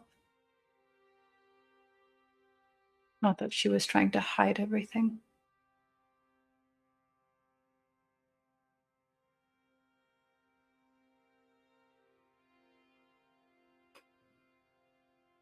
need to talk to her. Everything about her has been thrown into doubt for me.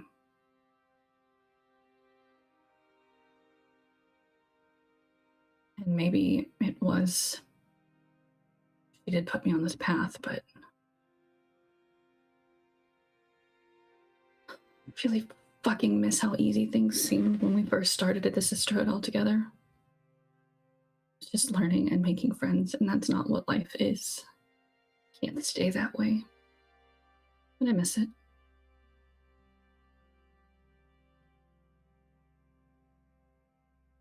But you're not going to let it crush you. No.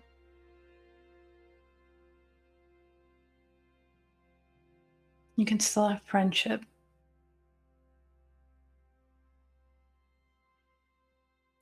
I think that it's important that you find the answers to these doubts yourself, though. You need your own foundation. It can't be me, it can't be Mother Ona, and it can't be that man that you are now considering throwing this away for. You really don't like him, do you? It's not that I don't like him. I'm just surprised that so much has changed in such a short time. And you don't seem to know that much about him in light of that change. I have less doubt about the truth he's told me than a lot of things in my life currently.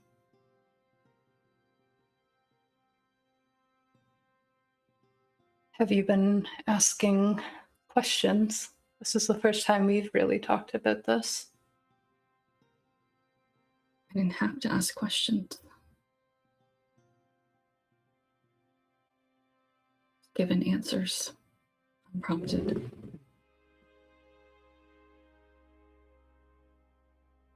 The only doubt there came from me.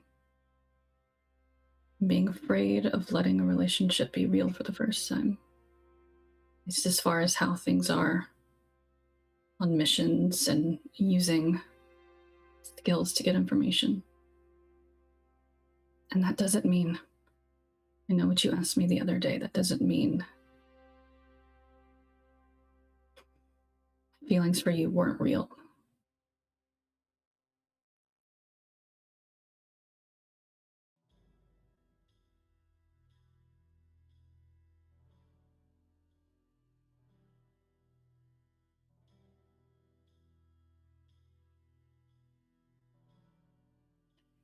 I have no right to ask anything of you. Like I said, it was selfish of me to try to start something with you, and I thought that I might never be able to see you again.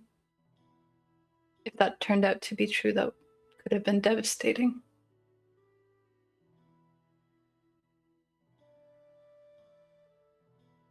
I'm glad that it wasn't. I've hated to lose you.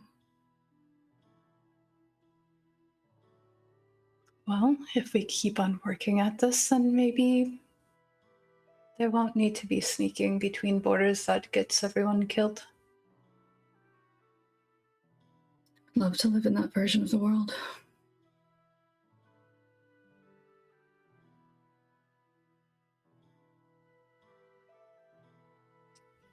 Stop looking for answers in everyone else. What are you going to do if that... all of the people that are in your life right now, if they were to disappear, what would happen to you? What would you stand on?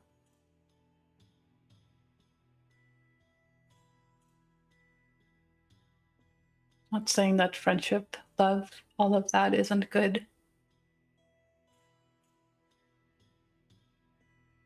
But you're doing dangerous work, Alina. You can't be walking around expecting me to make your decision easier and lighter.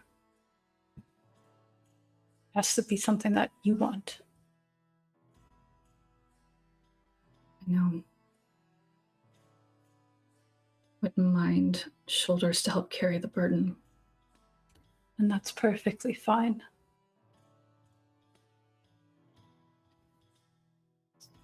pretty much what we do at the Sisterhood.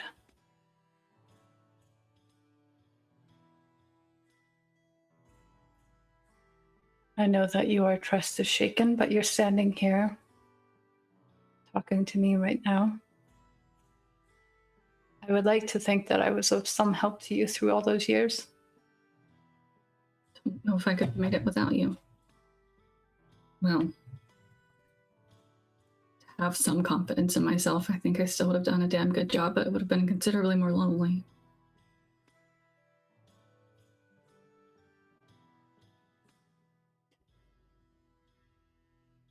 I won't turn my back on you. No matter what you decide, but you do have to know that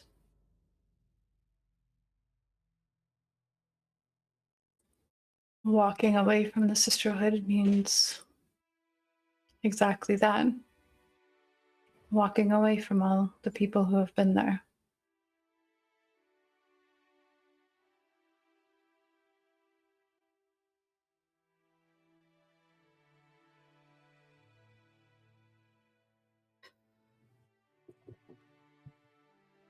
What would it be like to have a place, though, that would encourage walking a different path and not cutting all ties? Can't shake thinking about teaching in schools, sharing magic. You would have to change the mind of many closed-minded people in Head Gareth first. Oh, believe me, I know. I know what it was like to grow up and not understand what the weave was, what I was feeling, because no one talked about it. It was what Babas did, and the stories.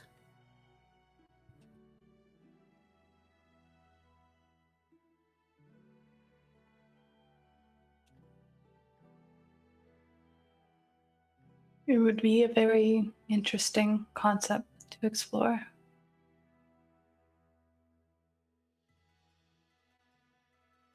But not an easy feat, not an inexpensive feat.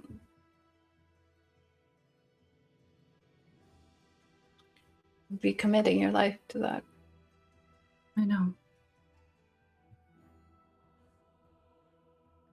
Stand at the crossroads of a lot of different paths. And I'm excited to see what you choose.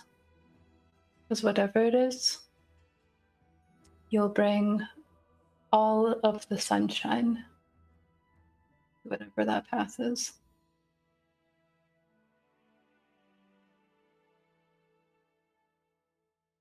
I'm sorry that I couldn't be more helpful and forthcoming. I have work here that I still want to continue to do. I know.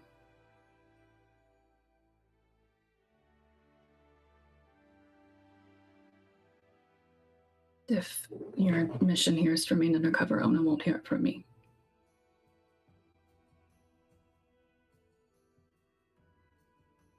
Though if we keep secrets from each other, what does that say about how things are? You've told me everything. I don't mean you and I. I mean Raelynn keeping it from Ona. Whoever else she may be keeping it from. They really are a family. There's a lot of secrets to keep from your family. I wouldn't know what families are like who don't keep secrets. Starting to learn.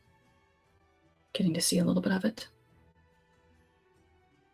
Would you honestly have wanted your mother to share everything with you? Because I sure as hell would not want to hear what my parents talk about.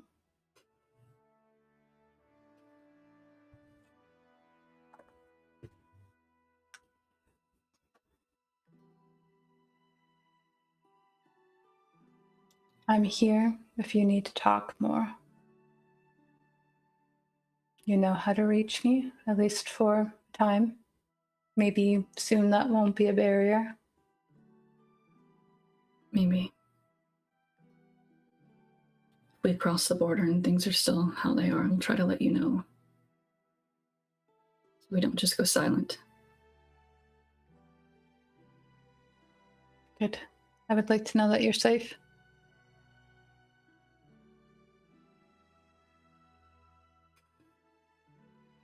Really do miss you. And I really do like that man of yours. You sure? Lifestyle's not for me. And I'm a little bit biased, perhaps, because I was hoping that you and I would have more time together, but if it's only as friends, then I'm a big girl.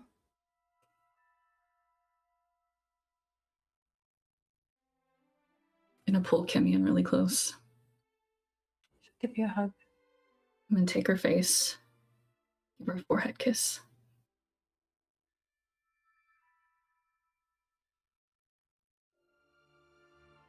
Whatever you guys are doing, whatever you're fleeing from, please be safe and quiet, and tell me when you have a moment to breathe again, that you are somewhere safe and quiet. Don't think it'll be safe, but it won't be here. I can live with that. I know. Raelynn wants to talk to you. She was literally going to be like, Raelynn. She'll like turn around. Are you done? Mhm. Perfect. Raelynn has taken off the ring that Kimmy gave her, and she said, I just wanted to make sure I returned this. I appreciate it and came in much handy that evening. But I wanted to make sure it's with its owner. You guys are fleeing. You might need it more than I do. Fair, but it won't help if I outrun all my companions. Well, it would help me, but not them. I suppose I can see that. She'll take the ring.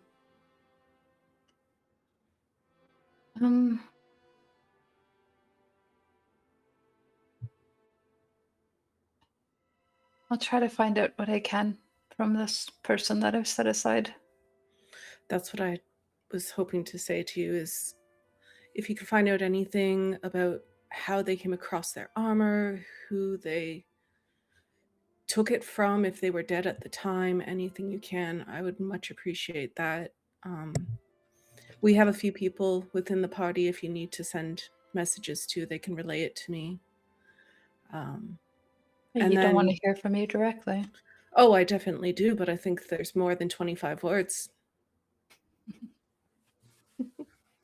Trust me, I'm no stranger to that. And then I guess at the end, just do what you see fit with him. Let the law take him into their control and punish him accordingly.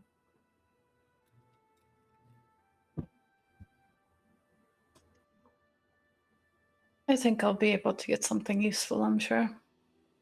I have every confidence that you will. If you're anything like you were in combat, I trust you. But there is one. Oh, sorry. Did you know that your friend can throw couches? Yeah, I got to see it. Oh, that was a new one for me. Same. I mean, for me too, but Oh, It's something I'm still figuring out. interesting. I unfortunately came into contact with some strange crystal, and it's having negative reaction with my body. Interesting. Does it seem familiar? I've never heard that reaction before, but now I want to look into it. I don't think I realized just how much it had been affecting all of what was going on. Alina, you were there at Ground Zero the day after. Right. But it's okay. Sorry. It's okay. But there is information you do need to know before we leave, Kemi. Unfortunately, I was brought upon this little, side quest without knowledge ahead of time, so I couldn't really tell you to bring all the valuable information you could, but there could still be the possibility that the beacon, the large one, explodes. And I want you to be aware because I know you had to protect things. That was our deal. Right. I guess if you're not here,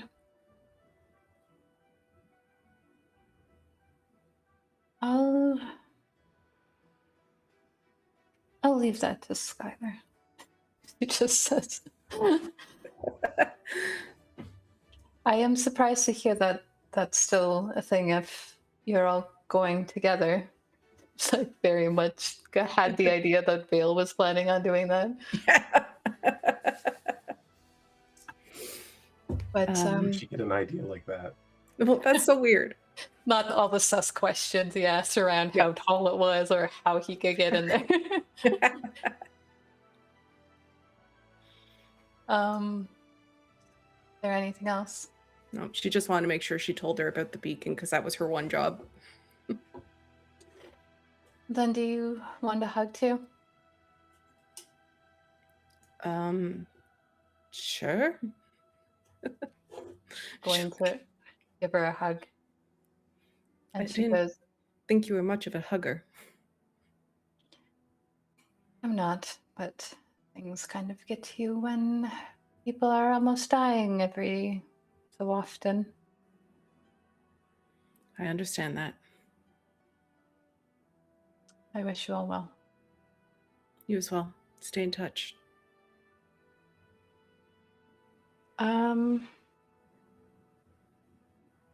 She's gonna look at Alina. And she goes, we'll always be sisters. Always. I turn, leave. And as you guys are making your way back, Raelynn, before you guys get into the temple area, you find that the ring has been left on your person. And Knew it. you guys are let back in. Is there anything any of you want to do? There's I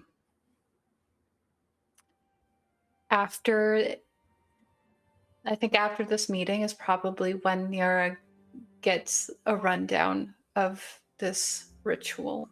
So Raelynn and Alina are coming back, and Nyra, you're kind of standing with this young Genasi boy who seems a little bit more confident when he's talking about this stuff in particular.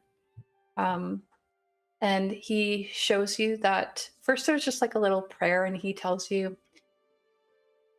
you obviously don't have to follow this. It's more of a guideline. And it's essentially like, when you first get into a church, they have you like, this is how you pray, sort of thing. That's essentially what this is that he's passing along to you. He's like,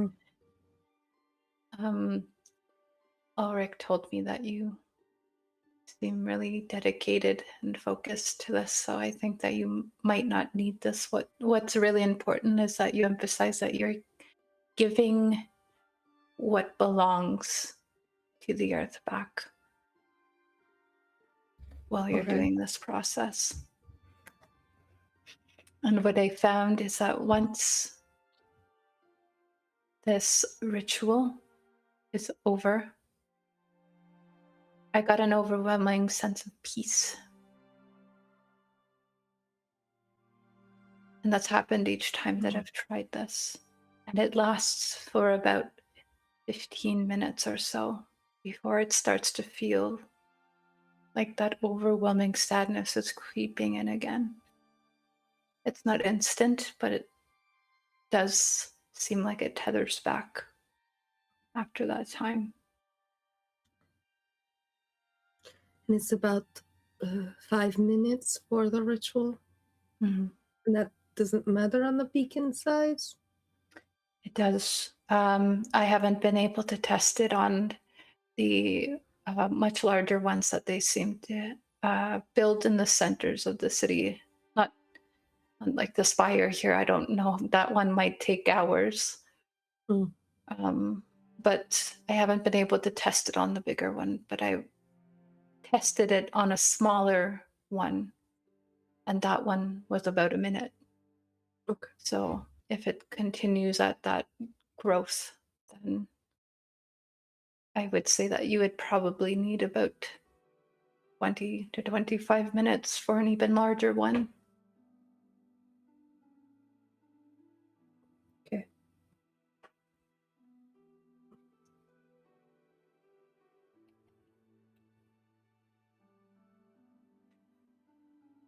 And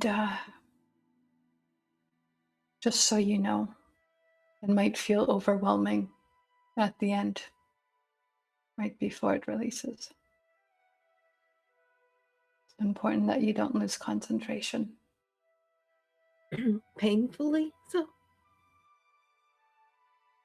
He just like nods sheepishly. All right. I would assume not as painful as it actually exploding near you, though. Yeah, I would believe that. Okay. This is good to know. Thank you.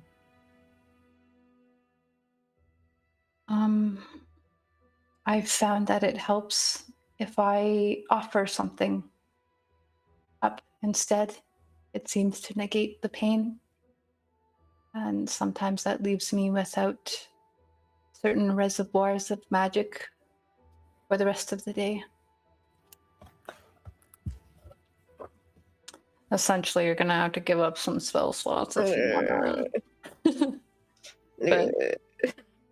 But, yeah, he kind of hands off his notes to you and answers your questions about that. If something else comes up later that you're like, Nyra would have asked that, then feel free to. But we rewind a minute because there was something I wanted to do in between that. Like to approach Nyra whenever we both have a minute. Mm-hmm. Do you have the capacity to send a message for me? I have the capacity to send many messages. I think one will suffice, but I appreciate it. I don't know if you got a good look at the man that we spoke to when we were in Lorraine Hollow, but his name is Kareth. It was a bit distracting with Raelynn's nuptials, but yes. I do remember. What was it? Kareth. What? Right? Kareth. Vixx. Yep, Kareth. I'm trying to say it in Nyra's accent. Not coming through well. Kareth. Gosh, I didn't even plan this out, which is foolish of me. I'm very good at this. What do you want to let him know? Let him know that, as planned, Lagos and company are returning to Lorraine Hollow. We'd like to depart for our intended rendezvous as soon as possible.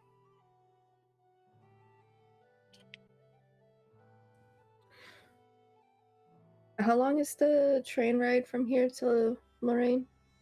12 hours, so you guys would get there in the morning if you leave tonight. Okay. I'm just gonna wing it.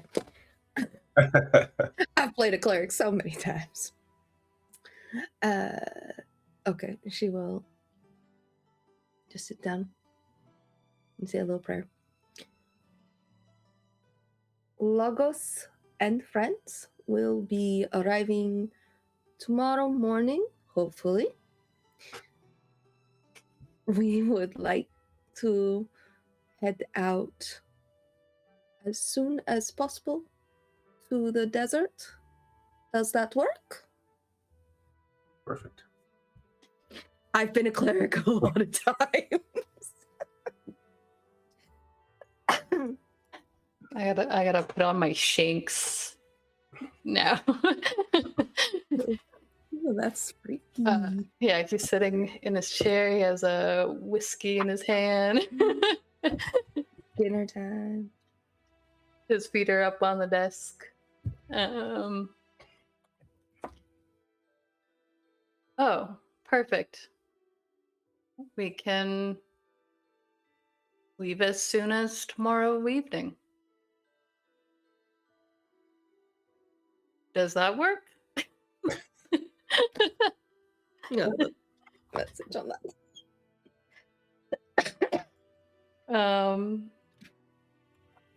Yeah, that was all you said, right? Is Mhm. you were Mhm. telling? Okay. Good. Just letting him know. Didn't know if we need to prepare things. Yeah, means that we'll head out in the evening to the desert. Perfect. That's the right time to travel the desert. So If you want to do anything about the crystal, we're going to have to figure that out. I will need a few minutes at the Okay. station. sorry, not following.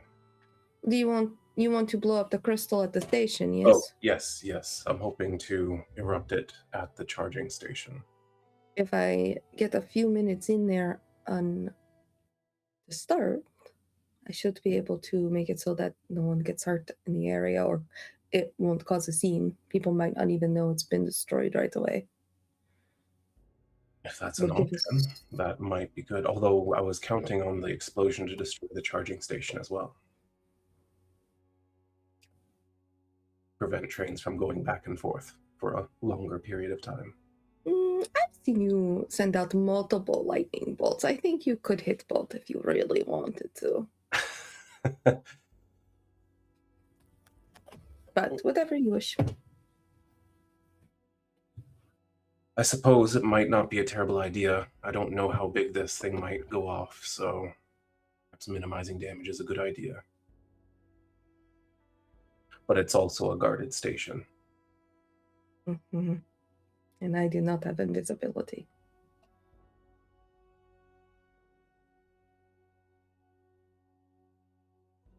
Well, we can plan on the train. We've got some time to figure it all out. Actually, I was kind of thinking that it might be ideal for us to begin our little excursion and for me to slip away for a little bit so that we're not all implicated. Do you think that's the safest, though? They have magic users. They could counteract you.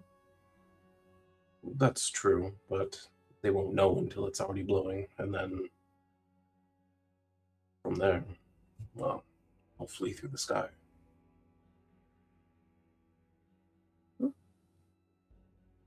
It's an option. We can discuss it as a group when we have the opportunity.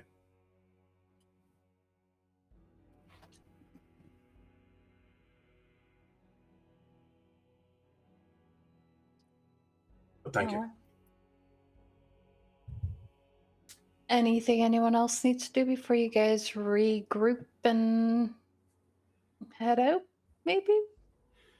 I think the only thing is maybe Raelynn would run it by Vale first. I feel that we should tell Zeke and Yara our true identities.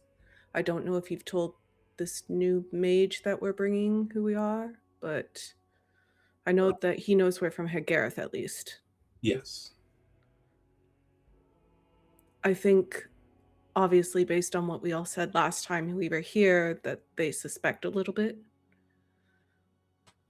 I think it's just easiest if we come clean. I think that's a good idea. Okay. I'll confirm with everyone else. And then we'll tell them. At least that way, if we don't tell Savorin, we can keep them in the know that not to say anything around him. Does that make sense?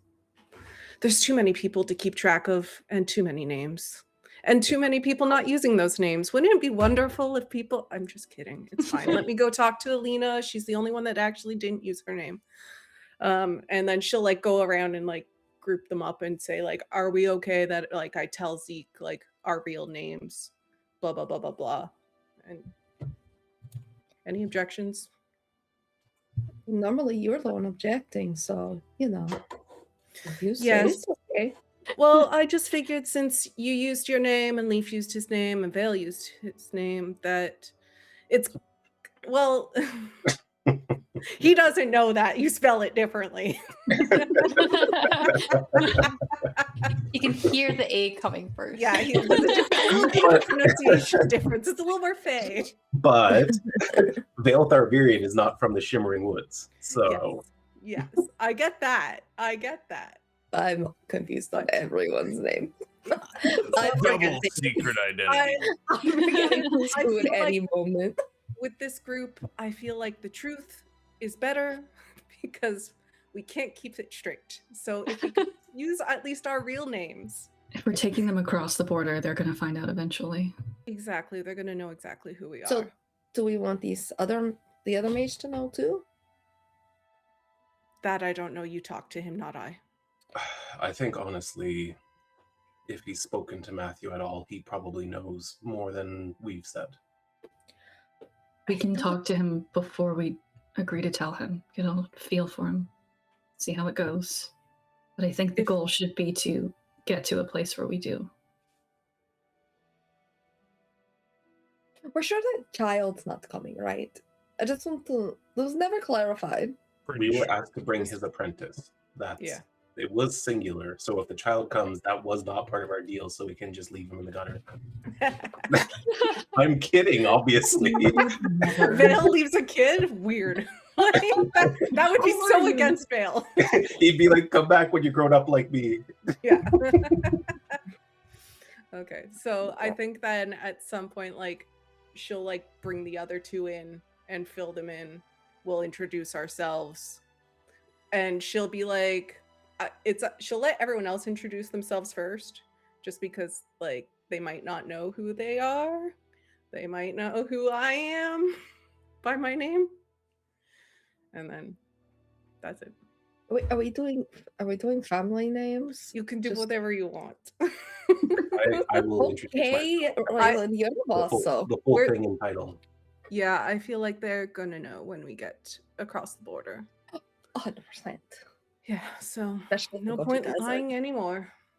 I did invite them to Wormcrest. It'll be weird if I'm not telling them who I actually am. They heard us talk about Kaldbor. I'll introduce myself as Alina Bulgarin.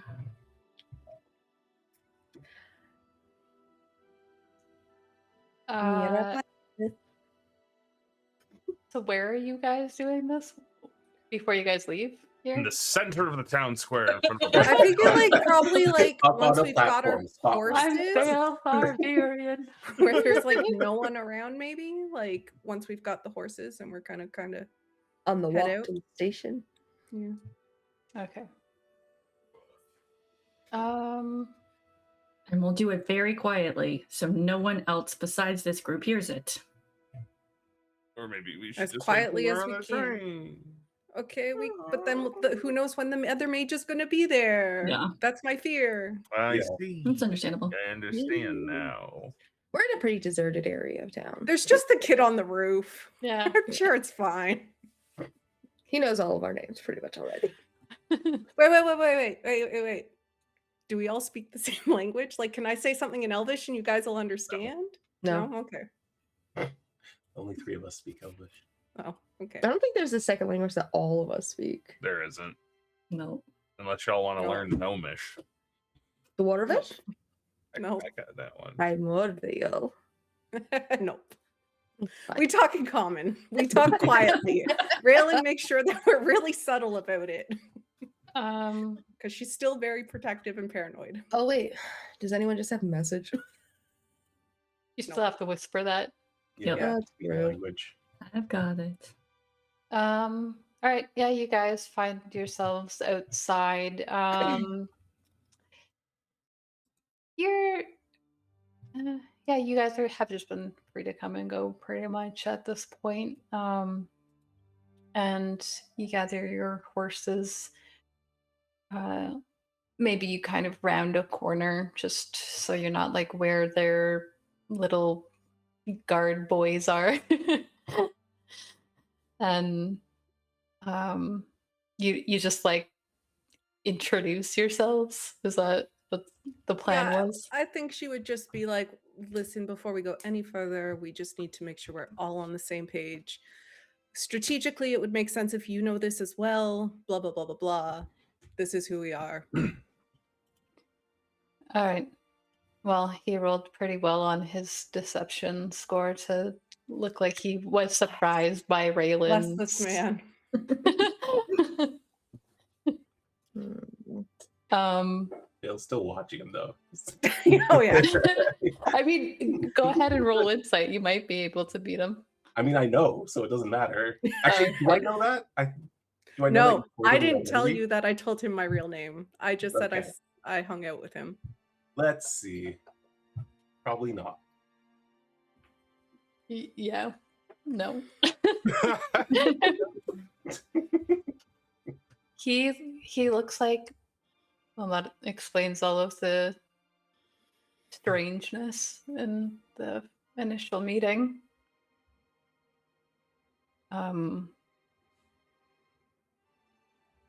Does Vale like correct himself from the shimmering wood to Oh yeah, he a absolutely different he gives the whole the rundown? Vaelthar Vyrian of Wormcrest and Ashendar.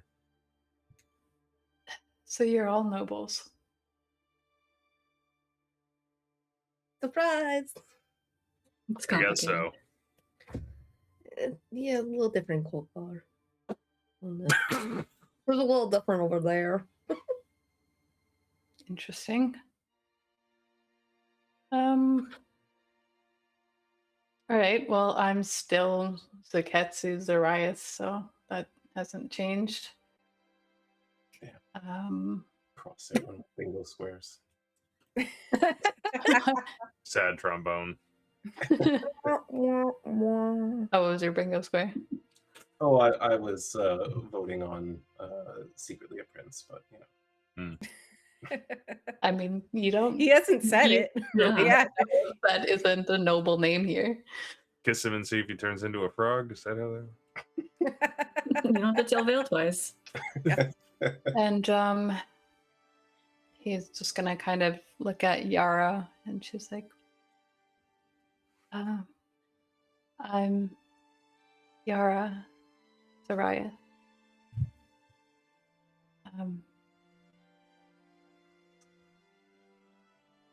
I don't know if that means anything to any of you. I'm a mage." Well, it's wonderful to meet you. Glad you're with us.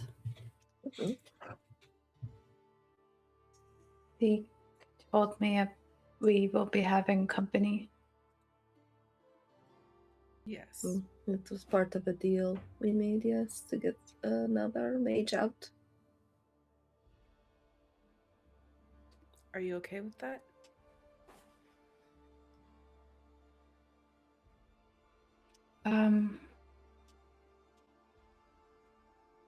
Can I insight check Raylan's? Are you okay with that? Sure.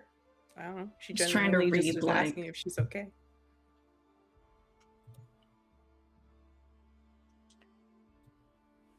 She's gonna look at Zeke like she's asking for like permission almost, and he's just like, "Yeah, if you want to, they're being forthcoming with us." And she's just gonna stop where you guys are in the alley, and she goes,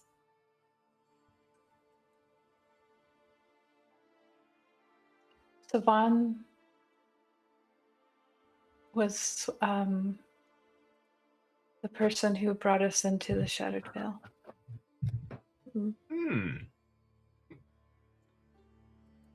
He was just a kid like us at the time.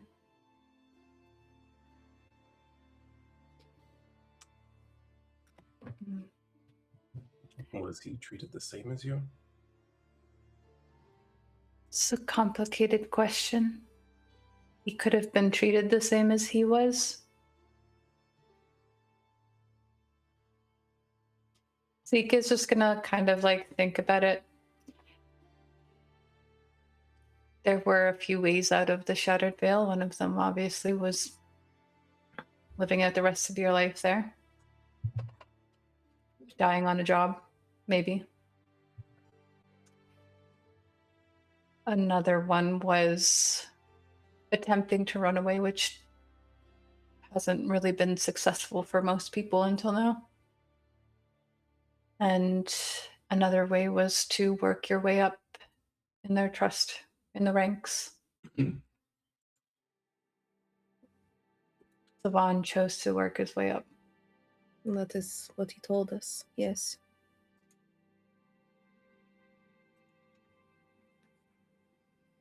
Requires job you to was- do some awful things, including 2 other mages.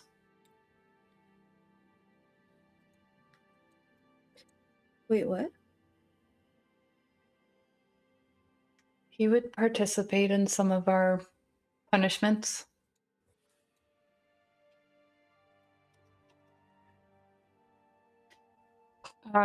Because, yeah, I guess because you guys don't really know, Zeke is just going to, he kind of just like pulls down the sleeve of his shirt. And he doesn't show you all of it, but through like the mesh shirt that he's wearing under it, you can see that there's just like lashings, like the start of it from one shoulder, and that disappears underneath the fabric. He did that to you. Sometimes. But usually the mages were expected to hold the other mages there in place.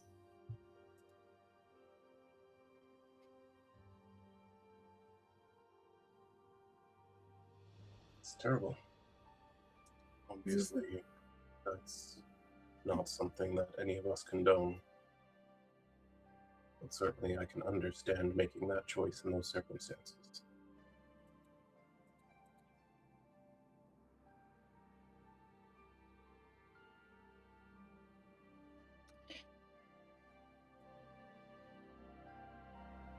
Seeing him again is not going to be pleasant. I imagine not. I'm sorry it's a position we've put you in. We didn't know. If we had, we wouldn't have made this choice. I appreciate that, though.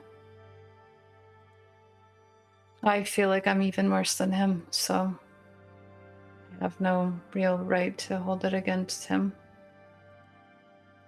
Why do you think that?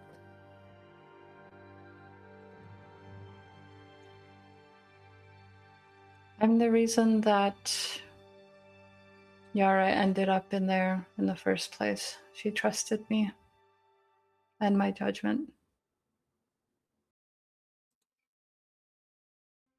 It was my dream that she wanted to follow me.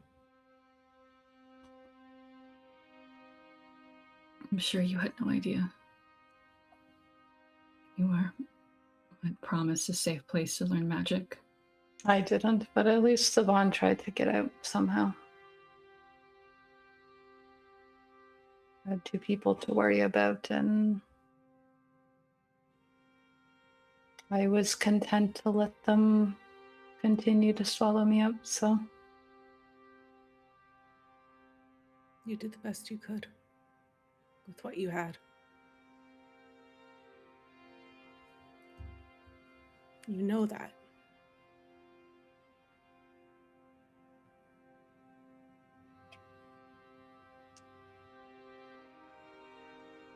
Yara just says, I don't hold it against you. I tell you that all the time. And she's just like,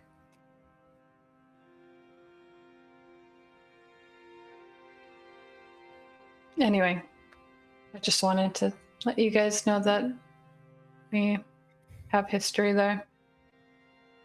Would it be best if we get separate carts? Would you feel safer that way? We still will be traveling. I've seen what you guys can do. I assume that you're on my side if you're bringing me along, but maybe that's foolish of me considering my history. Everyone deserves a second chance.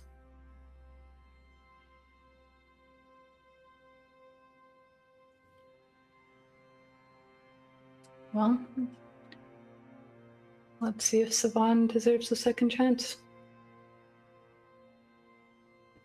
Gonna just kind of start walking. For what it's worth, you have our consent to handle his being present however you see fit. And Oh, thank you, Baron.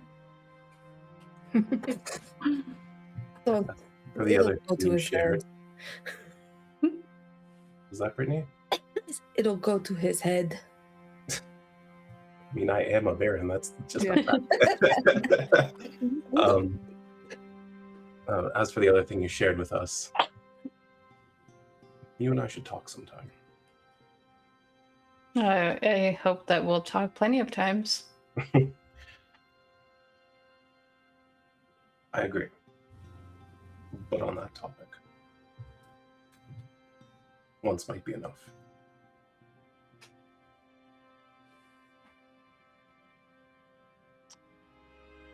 All right. Is he gonna be cheeky about this? Probably. Probably. He says it's a date, and then he flicks a glance over at Raelynn and then continues to walk.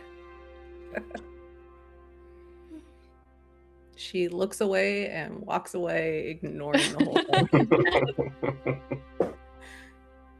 Especially because Vale knows. Yep, and Zeke has no idea about their history. I know.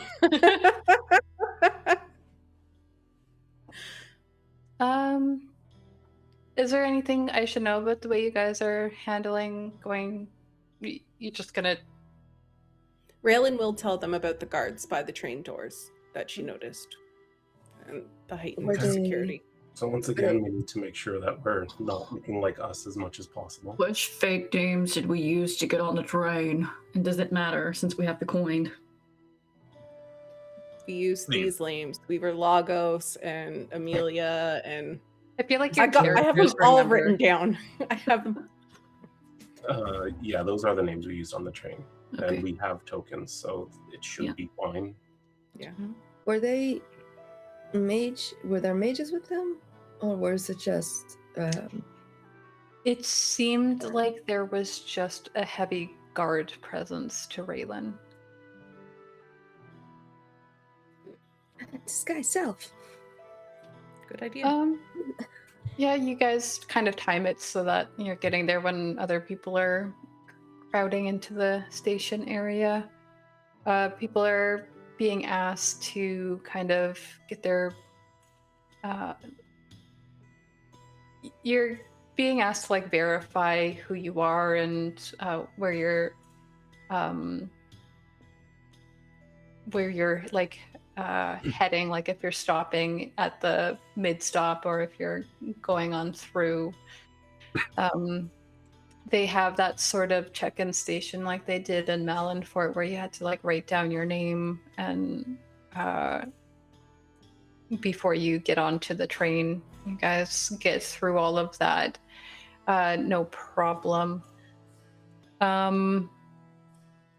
You're heading towards the, pretty much like the loading dock area, towards the train car that you were directed to.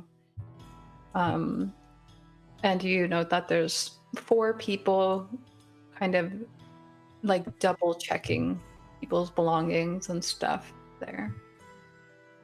And as you're heading towards that train car, you I feel like Nyra hears this first. You hear the name you hear the name Kale. As they're letting people on this car, because there's like the two private cars on top, but then the space at the bottom is public. You note that they are checking to see if the people getting on the train are associated with Kale of Iriath, and you're not sure why. They let them pass when they say that they aren't. I will whisper that to Vale. They're asking about Kale to all these people for some He reason. might have blown his cover. You might want to check in with him tonight. I could check in with him right now. I don't think it's wise to speak to him out loud in this crowded place. As you guys are making your approach to this train car,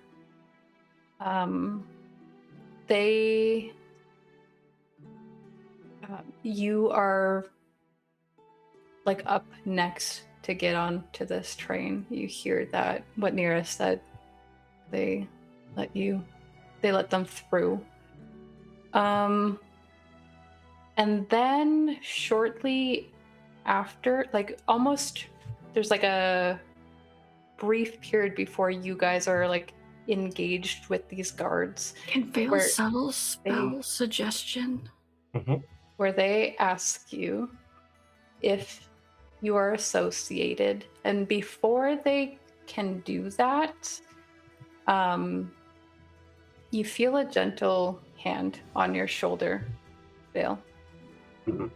And standing next to you is Savorin. Fair enough. I was going to say we were with Matthew Vaelthar anyway, so this was fine. Yeah.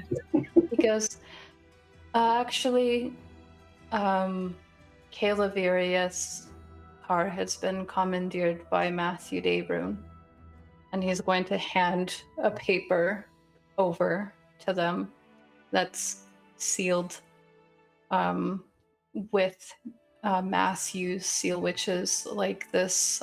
It looks almost like a dove head, just from the very brief glimpse that you get of it.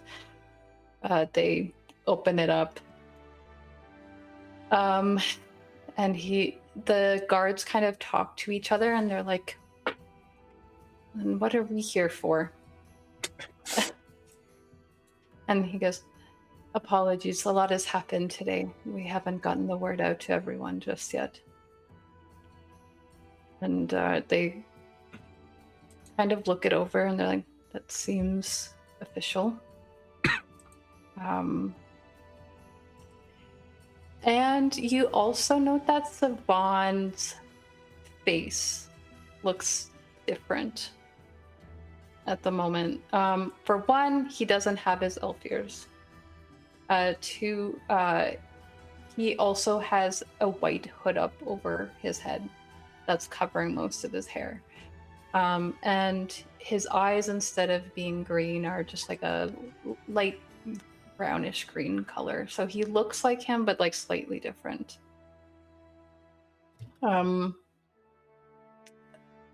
He looks over all of you. Lox, Zeke, and Yara.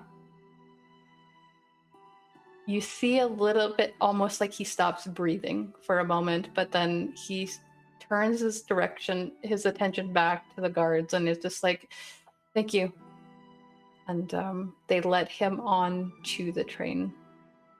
And you guys are able to follow suit. You see that two of the guards disperse, and they seem to be going down in different directions to tell the other guards. Well, thank you for that. That saved me from having to make things a little bit messy. Why were they looking for Gale? Would you like to talk about this on the train? Let's get inside. He heads inside. You guys go up to the second floor. It's cramped in here with all your extra people now. Unless you guys want to take 2 trips, that's fine. You do have 2 coins, so you're able to do that. But you're back in this familiar private car. As soon as we're in the private car, Vale shifts back to Vaelthar Vyrian's look. She's like, oh, to be in my own skin again.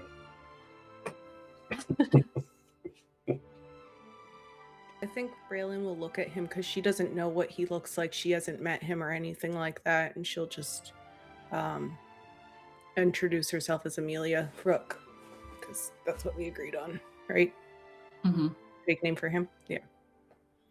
He's going to shift back to what he actually looks like. Magic wears off.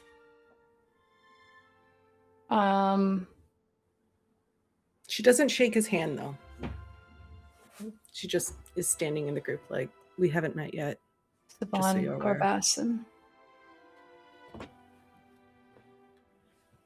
To answer your question, it seems as if Kale of Iriath has gotten himself into some trouble.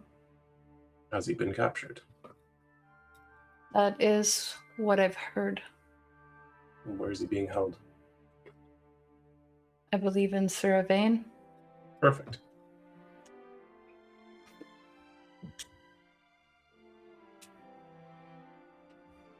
All right, Vael's already then. planning a prison break in his head. I want to reach out and put my hand on Nyra's arm. You know him personally. I guess that explains the connection. Sometimes they don't ask questions. And he's going to look over at Zeke and Yara. Maybe sometimes I should.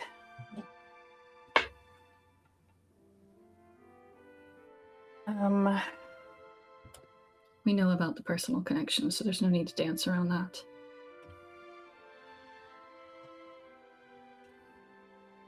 I was merely trying to be polite because I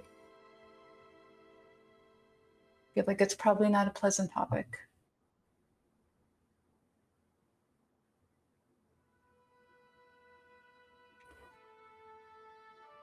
I have a lot of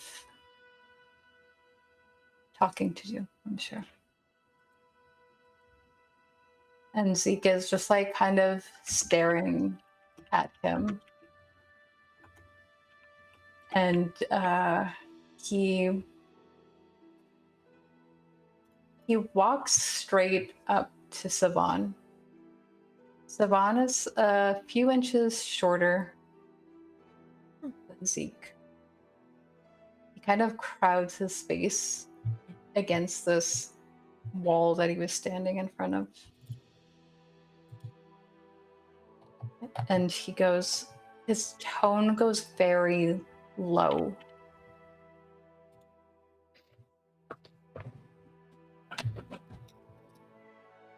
These people gave me my freedom, so I'm willing to put up with some things. But yes, you have a lot of talking to do. And then Zeke is gonna kind of go to... He leaves the room. He's going to the second floor. And Yara follows him.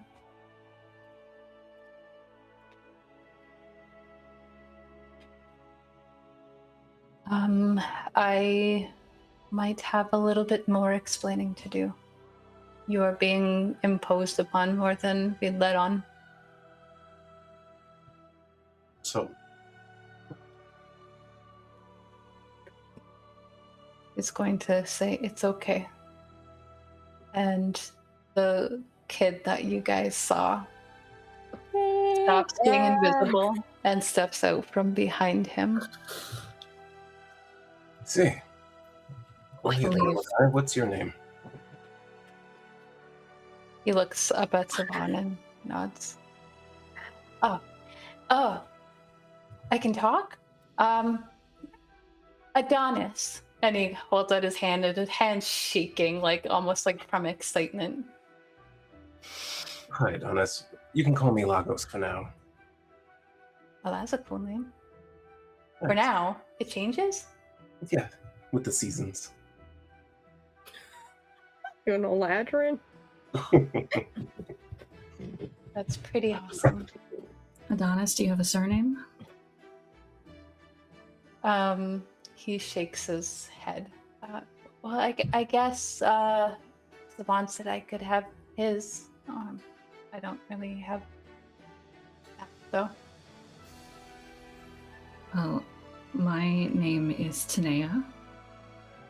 That's very pretty. Thank you. It's very nice to meet you. You're very pretty. Thank you. She'll look at Lagos. It looks like you have some competition. Well, I hope he doesn't take the competition too seriously. I would hate to lose.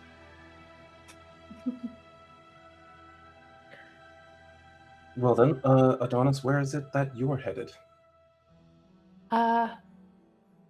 What? Like looks at someone. Wherever he goes, I guess. So you're both just refugees looking for somewhere safe, and he's addressing someone with that. Oh, yeah, Savon would not answer the way Adonis would. My brain had to switch gears there for a Sorry, I should second. have led with who I was addressing.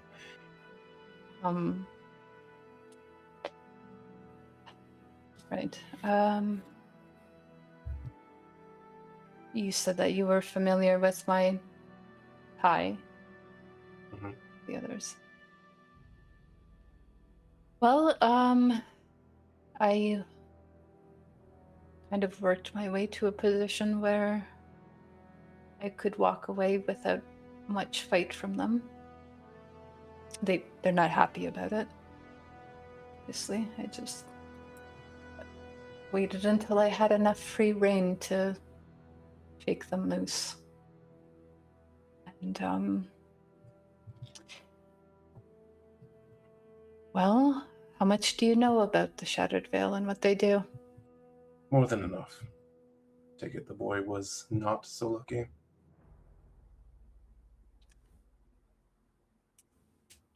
Normally, kids are sold off and traded to the Shattered Veil.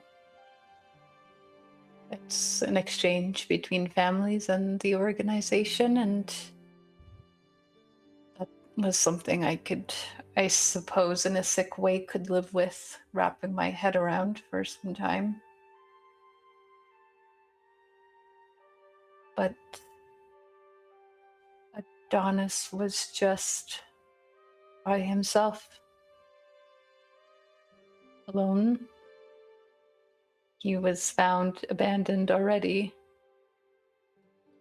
and he had a knack for magic, and in a weird way, that shift unsettled me more than anything. That's well it should. Adonis, would you like to come sit with me? I would love to hear about your magic. Okay. Where are we sitting? Isn't there like the couch on this level? Yep. I'll It's go like over right to the- beside where you guys are. Yeah, I'll go over to the couch. Yeah. He sits with you. Okay, so what kind of magic do you do? What's your favorite? Well, I only know a little bit right now. But I guess what my favorite is, like when it gets really dark, I really like this one. And it goes like this and it produces like a little light cantrip in his hand. Oh, that is an excellent spell. Very versatile.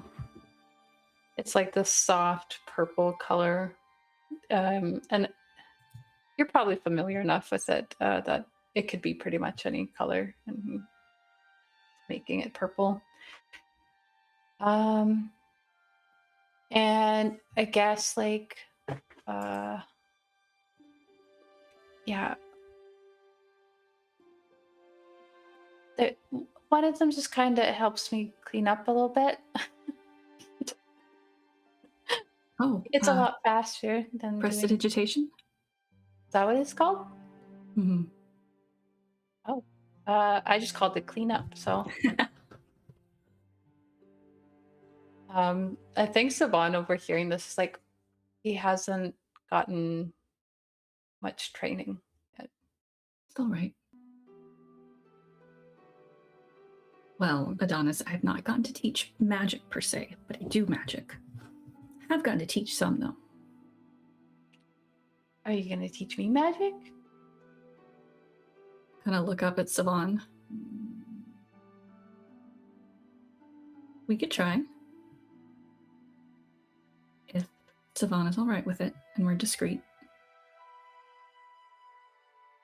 I know not everyone here in Savorin likes magic the same way that I think you and I like magic.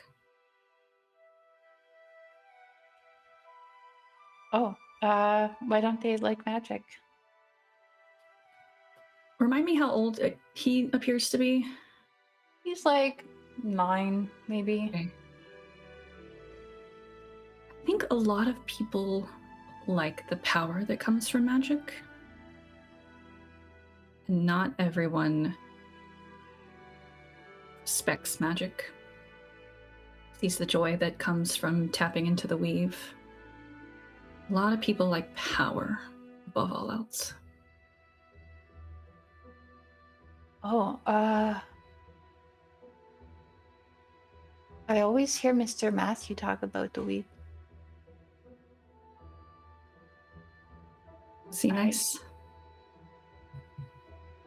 Yeah, his place is nice to play at.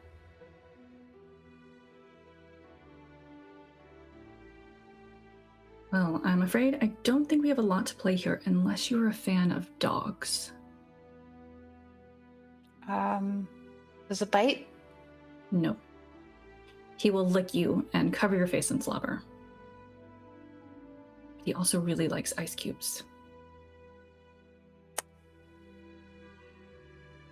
And to play fetch when we're not on a train.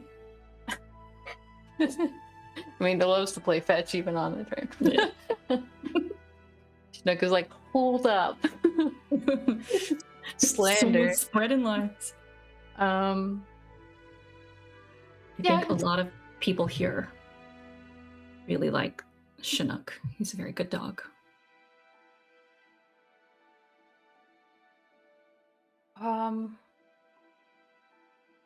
Okay. Well. I guess I could play with him. If you want to. All the other adults here are very kind.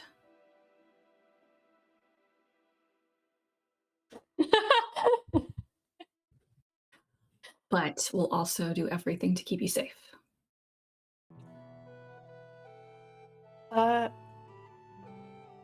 Okay. I was told you guys were gonna be very sneaky getting out of here. Mm-hmm. That right? I mean, we're already on the train. It's the hard part.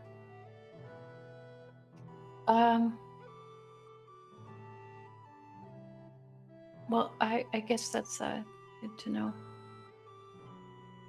He's like looking at her like, I don't know what to say.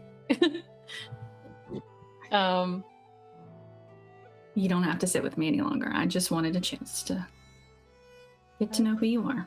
Again, it's very nice to meet you. And also by like pulling him away, if I wanted to leave space for if everyone else wanted to talk to Savon about some of the more intense stuff. Like, yes, Adonis experienced it, but to not have him sit there and let them have some of that conversation about the Shattered Veil if they needed to. Mm-hmm. Yeah, Vael will take that opportunity to tell him, well, Adonis has nothing to fear from us. and neither do you, so long as nothing transpires between you and the two who were unfortunately afflicted by your choices at the Shattered Veil.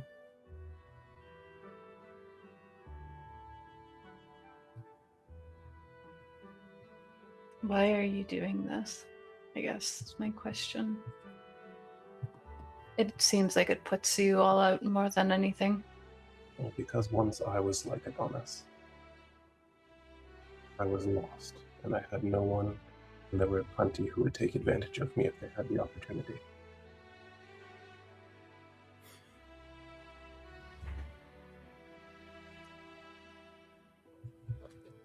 You didn't have a Savon.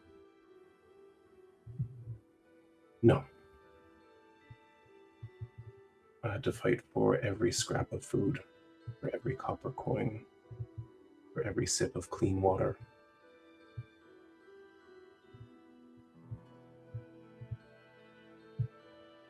And since I grew up without a family, the closest I have are those born with innate magical ability. In a way, we're all kin.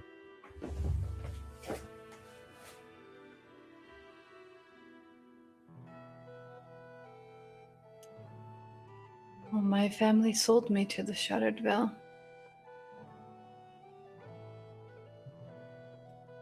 Then I suggest you start making things right with your new family.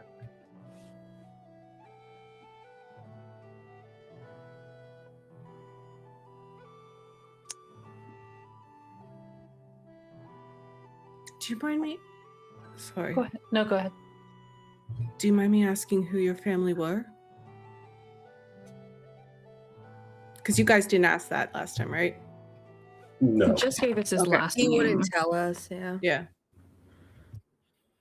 But like, who? Like, would we know them? What did they do? Kind of where they were from? My family were a bunch of, I suppose, entertainers more than politicians. I never really fit that bill. I had more of a mind for puzzles and study than anything, so I guess that wasn't as valued. My brother had a knack for people and a warmth that drew people to him eventually in the masses. I never really muster that sort of enthusiasm that he seemed to have.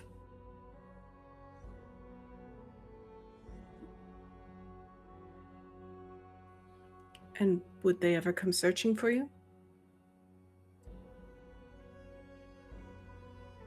I don't think so. Not unless I caused trouble for them. Is leaving the veil not trouble? I suppose in a way it could be. So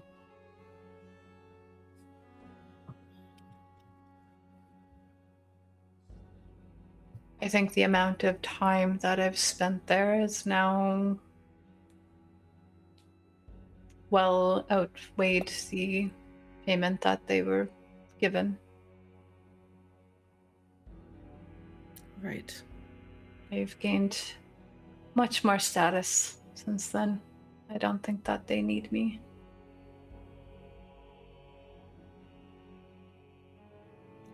The Shattered Veil, on the other hand, might come looking for me. That's nothing out of the ordinary for us. Yeah. Look forward to it.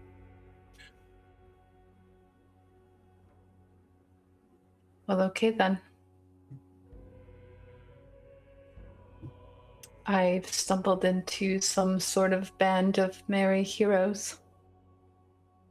I don't know about Mary. I don't know about heroes, but You literally would not let me accept that I'm not a hero yesterday or this morning.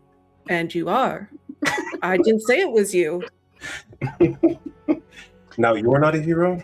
I'm not. Something tells me that you guys will be merry sometimes. Perhaps.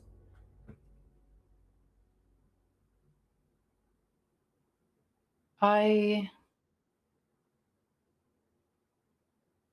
would like to make amends with the others if they would let me. Perhaps one of us can speak to them on your behalf and propose such a thing. I I'd could like mediate that it if you needed. if they would prefer.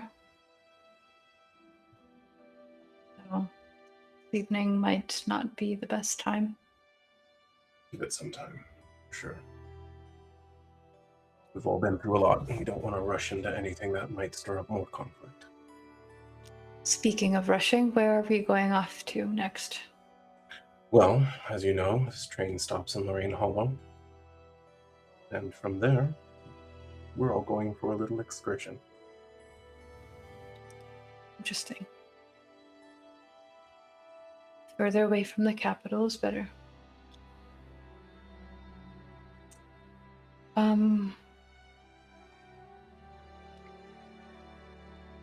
I did secure a smaller car below deck for Adonis and I once I saw who you were with. Probably wise for now. I will try to announce myself in the morning.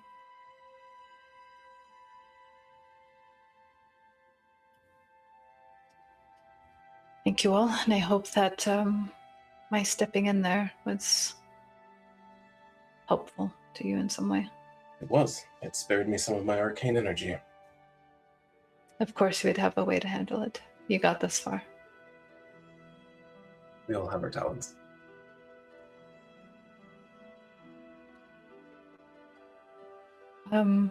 Looks over at Adonis, and Adonis, even though you kind of allowed him to leave, has stuck right beside you regardless.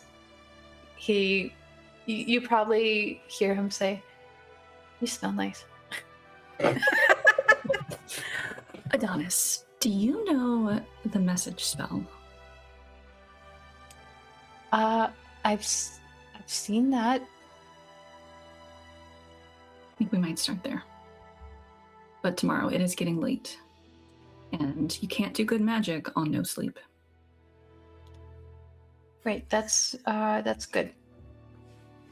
That makes sense. 9, y'all. And Savon will kind of. Just before he goes. Before you go, I think Chinook is a little bit thirsty, and he'll just draw a little bit of water out of his water skin and solidify it and hand it to him. Go ahead, give it to him. He looks at what you did. I think I could maybe do that. Really? He's gonna try. It's like you can see a little bit of it melting into a little pool. He's like thinking really hard on it.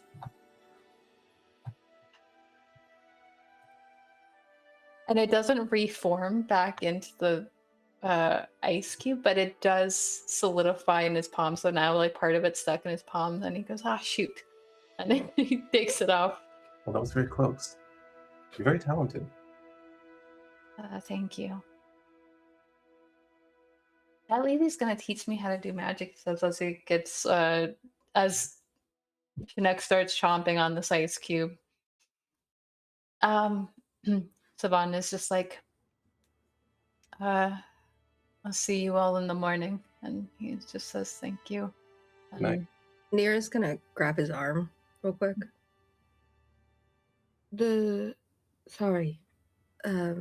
The prisons, can you get messages through or no? Not you specifically, but is it blocked? would be blocked. Do you know if he was caught alone? I heard that he was caught alone. She just turns and walks away. She's completely distracted. She has not been paying attention one bit.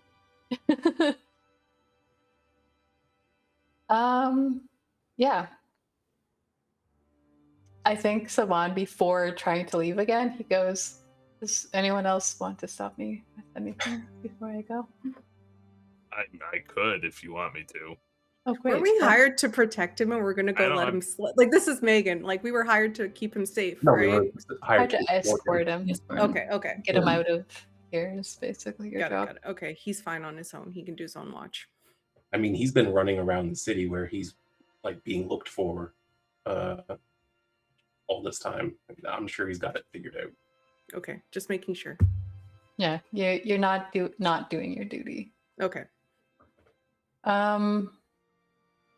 Yeah, he ends up going just downstairs, which there's like 4 carts on each side on the bottom deck, and yeah, you are able to kind of do whatever you feel like for the evening.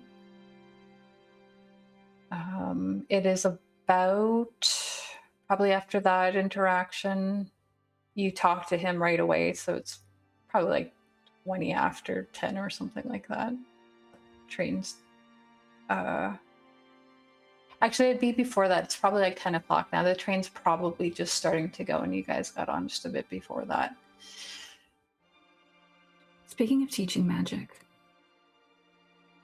Vael, I was thinking about how you subtlecast. Mm-hmm. That would have been really useful if I could have done that as well. I agree. The bond had not showed up to get through. Well, I could have actually gotten both of them to manipulate magic in many ways. Can you teach that?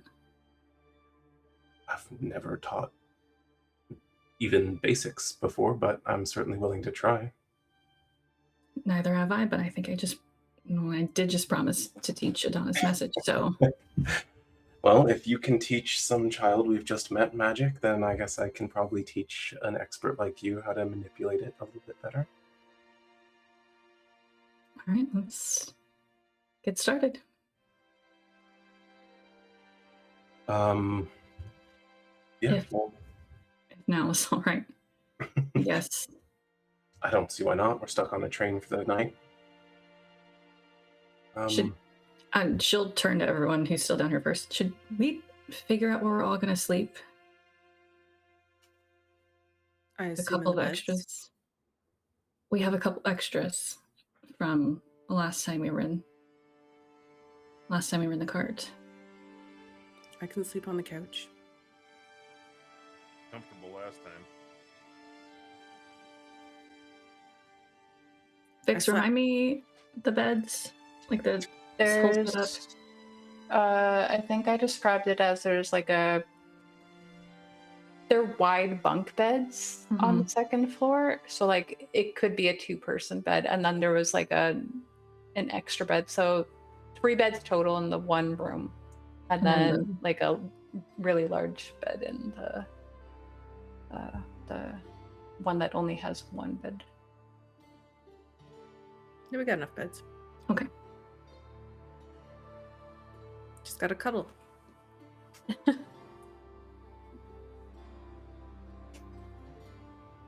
that case, we'll start learning. I don't know if you wanted to narrate any more of it, or just we're fine with just saying, and they work on it. It is late, but I did have some stuff that I wanted to go over with that. Are you guys okay to go till 10:30? Give it a try.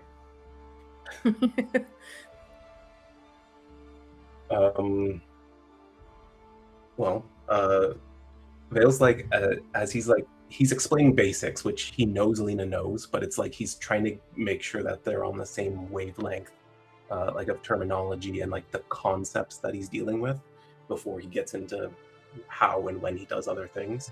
I think a couple of times she'll go to like correct like how you call something because she's learned it like academically and yours is just all innate. Yeah. And then eventually you have to like catch yourself, be like, it doesn't matter. And like as he's doing this, he's doing different cantrips and stuff just habitually, like almost the way he learned to do them so well, just by over and over and over again doing it as he's talking. And He's like, obviously, as you know, magic is born from will. You clarify your desire and you let it build inside of you, and then you focus that in a specific way, the way that can influence the world around you. And as you form the spell that you fully understand and comprehend, it's almost like there's this moment of you fully grasp the effect that you're building, and then it solidifies. It, like almost like a crystal, just becomes hard and defined and rigid. And that's when it takes a form that can influence the weave and therefore exert that will on the world around you. What I do is that take that moment just before the crystallization happens. Because once it's solid like that, there's nothing you can do. You have to hesitate just a brief moment, not too long, because if you hold it too long, you can lose it completely. It's that one moment where that spell is fully defined in your mind, fully realized, and yet still flexible. And then you do a little twist, and it's hard to explain, but you've been practicing this whole psychic thing. What if you jumped into my head and felt what it feels like to do this live?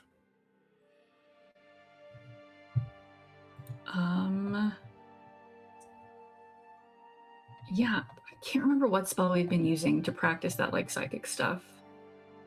But you also do have detect thoughts. Oh, It would have been detect thoughts. duh. I have my whole freaking necklace that had been hiding in the bag for so long. I will use one of those and go hop into Vale's mind and experience it as he's casting and using some meta magic. So you see him putting this spell together. You know Vale's spells pretty well, and like you can recognize that he's pulling out suggestions, since it's something that has become sort of his signature. And just as you see that form, and you know it well, so it actually works out. There's that moment of hesitation that comes just before the spell like solidifies in his mind, where you see it sort of just twist suddenly, and it almost like takes on a rotation, and then immediately after that it solidifies, and he enacts the spell, and you see the spell come out, but no components are used, no words spoken. It just impacts the weave. Says that's the moment, that fraction of a second. It's just a simple touch, just a twist. Just manipulate it a little bit more, get that added effect out of it. And I mean, if you can practice that again and again, find a way to twist it that makes it work in the way that you need it, then you really don't need to think about it at all anymore. You can do it in an instant without even a thought. Actually, now that I say that, I'm actually realizing that if I do delay just a moment longer, maybe I can do two at once. I think that's possible. Yeah. No, not two spells, two added effects. Like I could rotate it both on the X and the Y at the same time.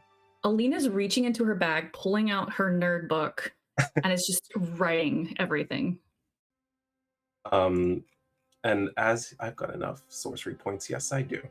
Because I have to keep this. Better hope we don't get it tonight.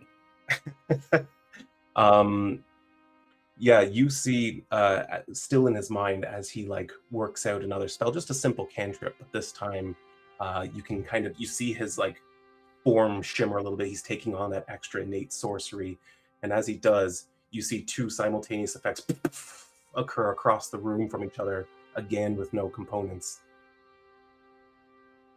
Well, I guess I've been doing this for a while. I hadn't really thought about how that was a possibility. I guess it's true what they say. Sometimes you learn more by teaching someone than by practicing. No, you're not a bad teacher. Oh. Well, the real test is how long it's going to take me to figure out how to do this myself, but you explained it really well. Thank you. You know, I can't wait to have kids and start teaching them magic. I think Alina blushes a little bit because this is not like a conversation they've ever had before. No, never. Really? I don't know. The teaching was exhilarating. I always enjoyed the company of children, and imagine shaping young, noble little minds, building them up to be a force for good in this world. What if they weren't just noble? What if they weren't just yours? That wouldn't matter. Something I've been thinking about. Leaving the nobility. No, teaching. Oh.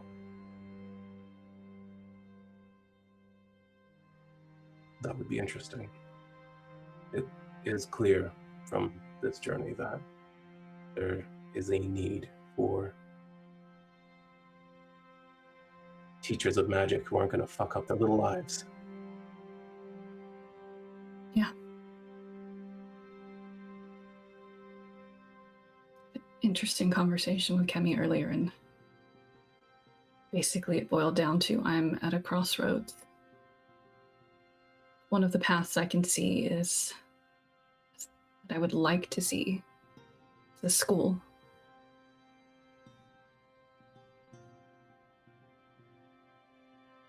Well, I don't know if you heard what I said to Savorin, but I consider all innate magic users to be my kin. So helping them along would be an honor. Alina just smiles. Like, I think a weight that has been sitting with her since that conversation, and even before that, has kind of, for now, lifted.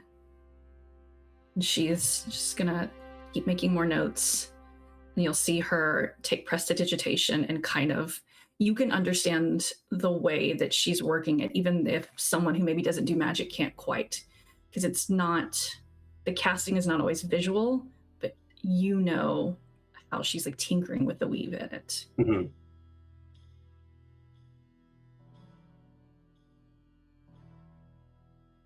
You guys are in this, like, the bigger room, right?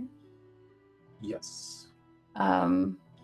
When you guys went upstairs, you passed Zeke on the stairwell. Like, he was kind of at the top. His arms kind of, like, rested. Like he was trying to listen in on what Savorin was telling you guys. Kind of gives you a bit of a nod when you pass by. But you have this teaching time. I think I'm going to end on something. Brittany, do you think Nyra's going to send this message like tonight? Is that why she walked away? Immediately. Okay. Then there's one thing I want to just do before that, because I think that'll be a good ending point. Leif and Raelynn, what do you guys do? You guys are essentially abandoned down here in the main area. Is there anything you do before you turn in for the night? I think she's concerned about Yar and Zeke still, but she's just gonna like wait it out to see if they come back down after a while. If not, she's gonna kind of give them their space, because I figure that they're trying to figure their stuff out. So she'll probably just pull out the book about learning how to make tea and read that. Adorable. Just so she can have something to like maybe take his mind off and be like, so I was reading about tea making. Well, But she'll hang out with Leif. Seeing her doing that, he's going to be a little bit, get a little bit more of a passive invitation. He's going to try and find a bottle of something alcoholic, either in the bag or somewhere in this car, and I can't remember if I said there was a bar in here, but I feel like there probably should be. I made tea in this place, so there's got to be something. I think there was Kitchenette, a a hot bar. plate. Yeah. Yeah. Probably nothing like extravagant, but definitely, yeah, some passable. You could find whiskey or wine or something like that. Yeah, I will find. I'll find some whiskey and I'll just sit down at a opposite wherever Raelynn is sitting and put 2 glasses down and pour one for myself and leave the other one there. And I'm the one that owes you a drink, remember? And she's going to hold up the tea book because she promised she would make Leif tea that one time and then bailed on him. well, you still owe me courtesy to, I guess. This is Matthew Dayron's car now, so Cheers.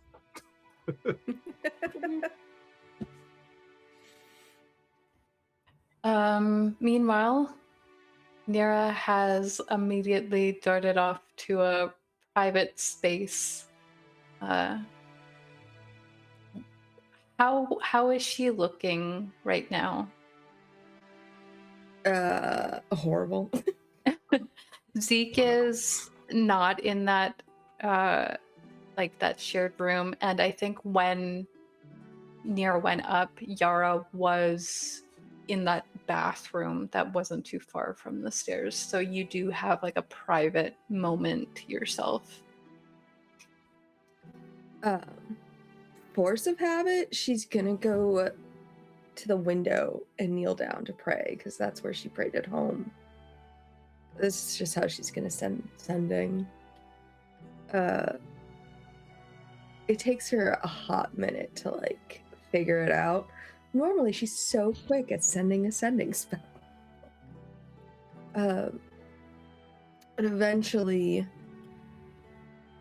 she like takes a deep enough breath to steady herself, and she sends a message to Leandris in hopes that this poor girl has not also been captured.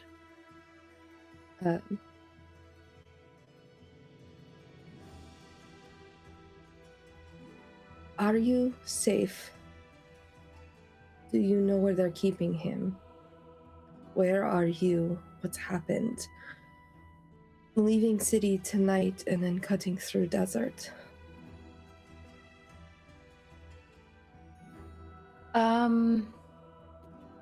Very similar to when you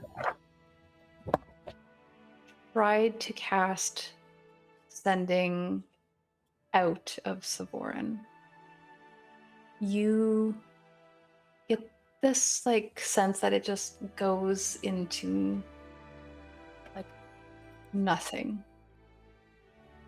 You don't get that headache though. Okay. It just feels like your words leave your mouth and then don't reach the person. Does it feel like it's been blocked? Or that like if someone were to have like a anti Like a protection. Yeah. Yeah, it feels like it hits something.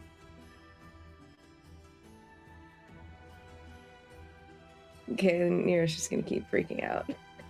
She actually freaks out more now that she can't get in touch with Leandris. Mm-hmm. Because now, like, at least she's not dead.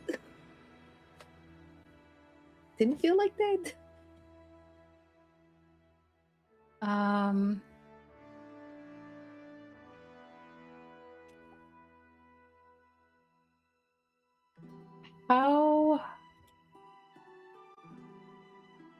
What does Nyra do after that?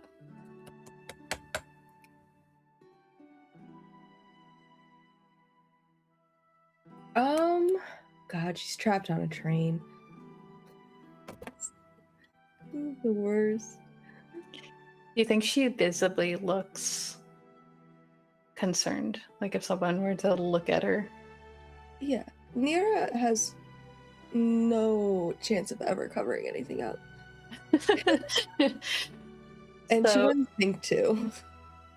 So Nyra is having sort of a panic in this room. You hear just like a soft voice It's Yarrow. She's standing near the door, and she goes, "Are you okay?" um,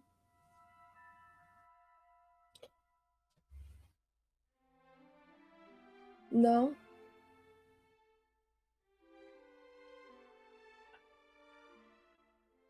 Do you want to talk about it?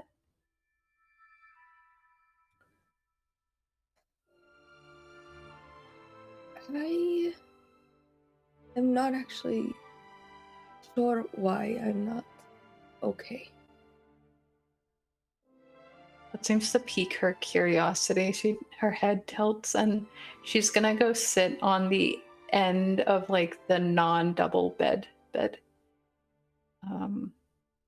And I'm like imagining Nyra still like in her prayer posture on the floor. Mm-hmm. You seem worried. Is that it? Yes, I am worried. Kale is one of my people.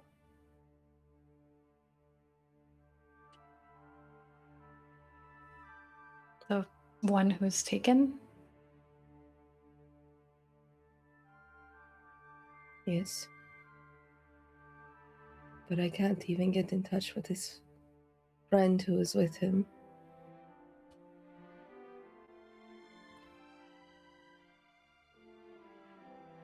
Oh.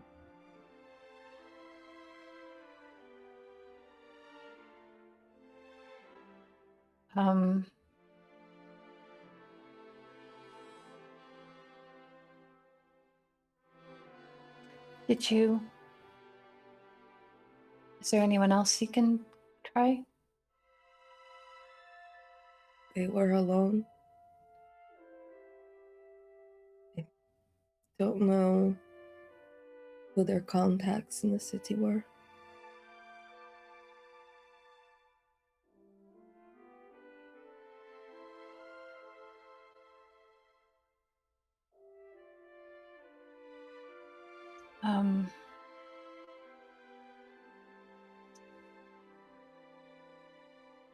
Is there anything I can do?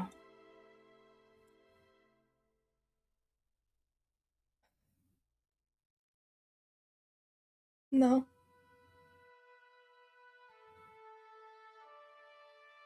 Can I sit with you?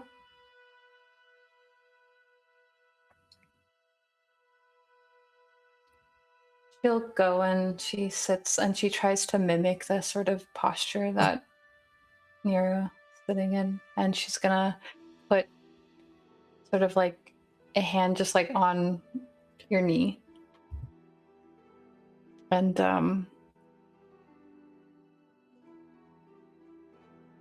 Brittany's dying. I am. My allergies are so bad right now. And she goes,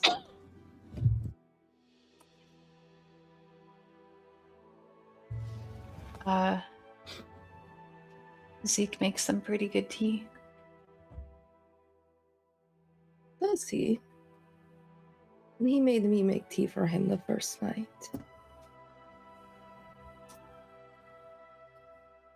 Yeah, he told me about that. He would be good.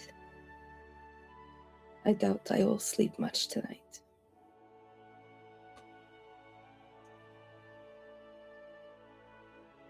I'll be right back. She's gonna go and I think we will sort of end with just this scene of Vael and Alina are in the bedroom.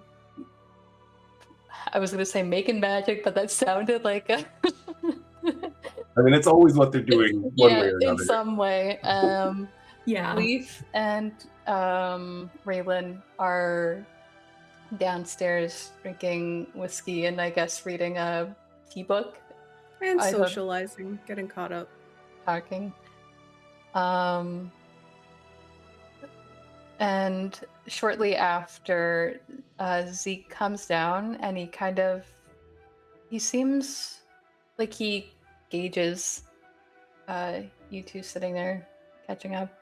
And he does give a sort of soft smile, but he is busy making tea. And he unfortunately doesn't give you guys your space for a full 15-minute process of even before he starts making the tea. But I think, Nyra, you are joined by both of them up there. Zeke doesn't ask any questions. He just kind of sits nearby. But Yara does sit with you on the floor, and she will sit with you there for as long as you need as you guys sit and drink tea and calm your nerves.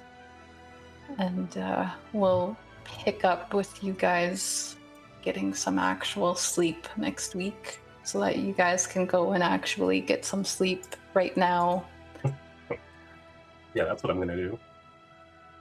I know David is going to do that.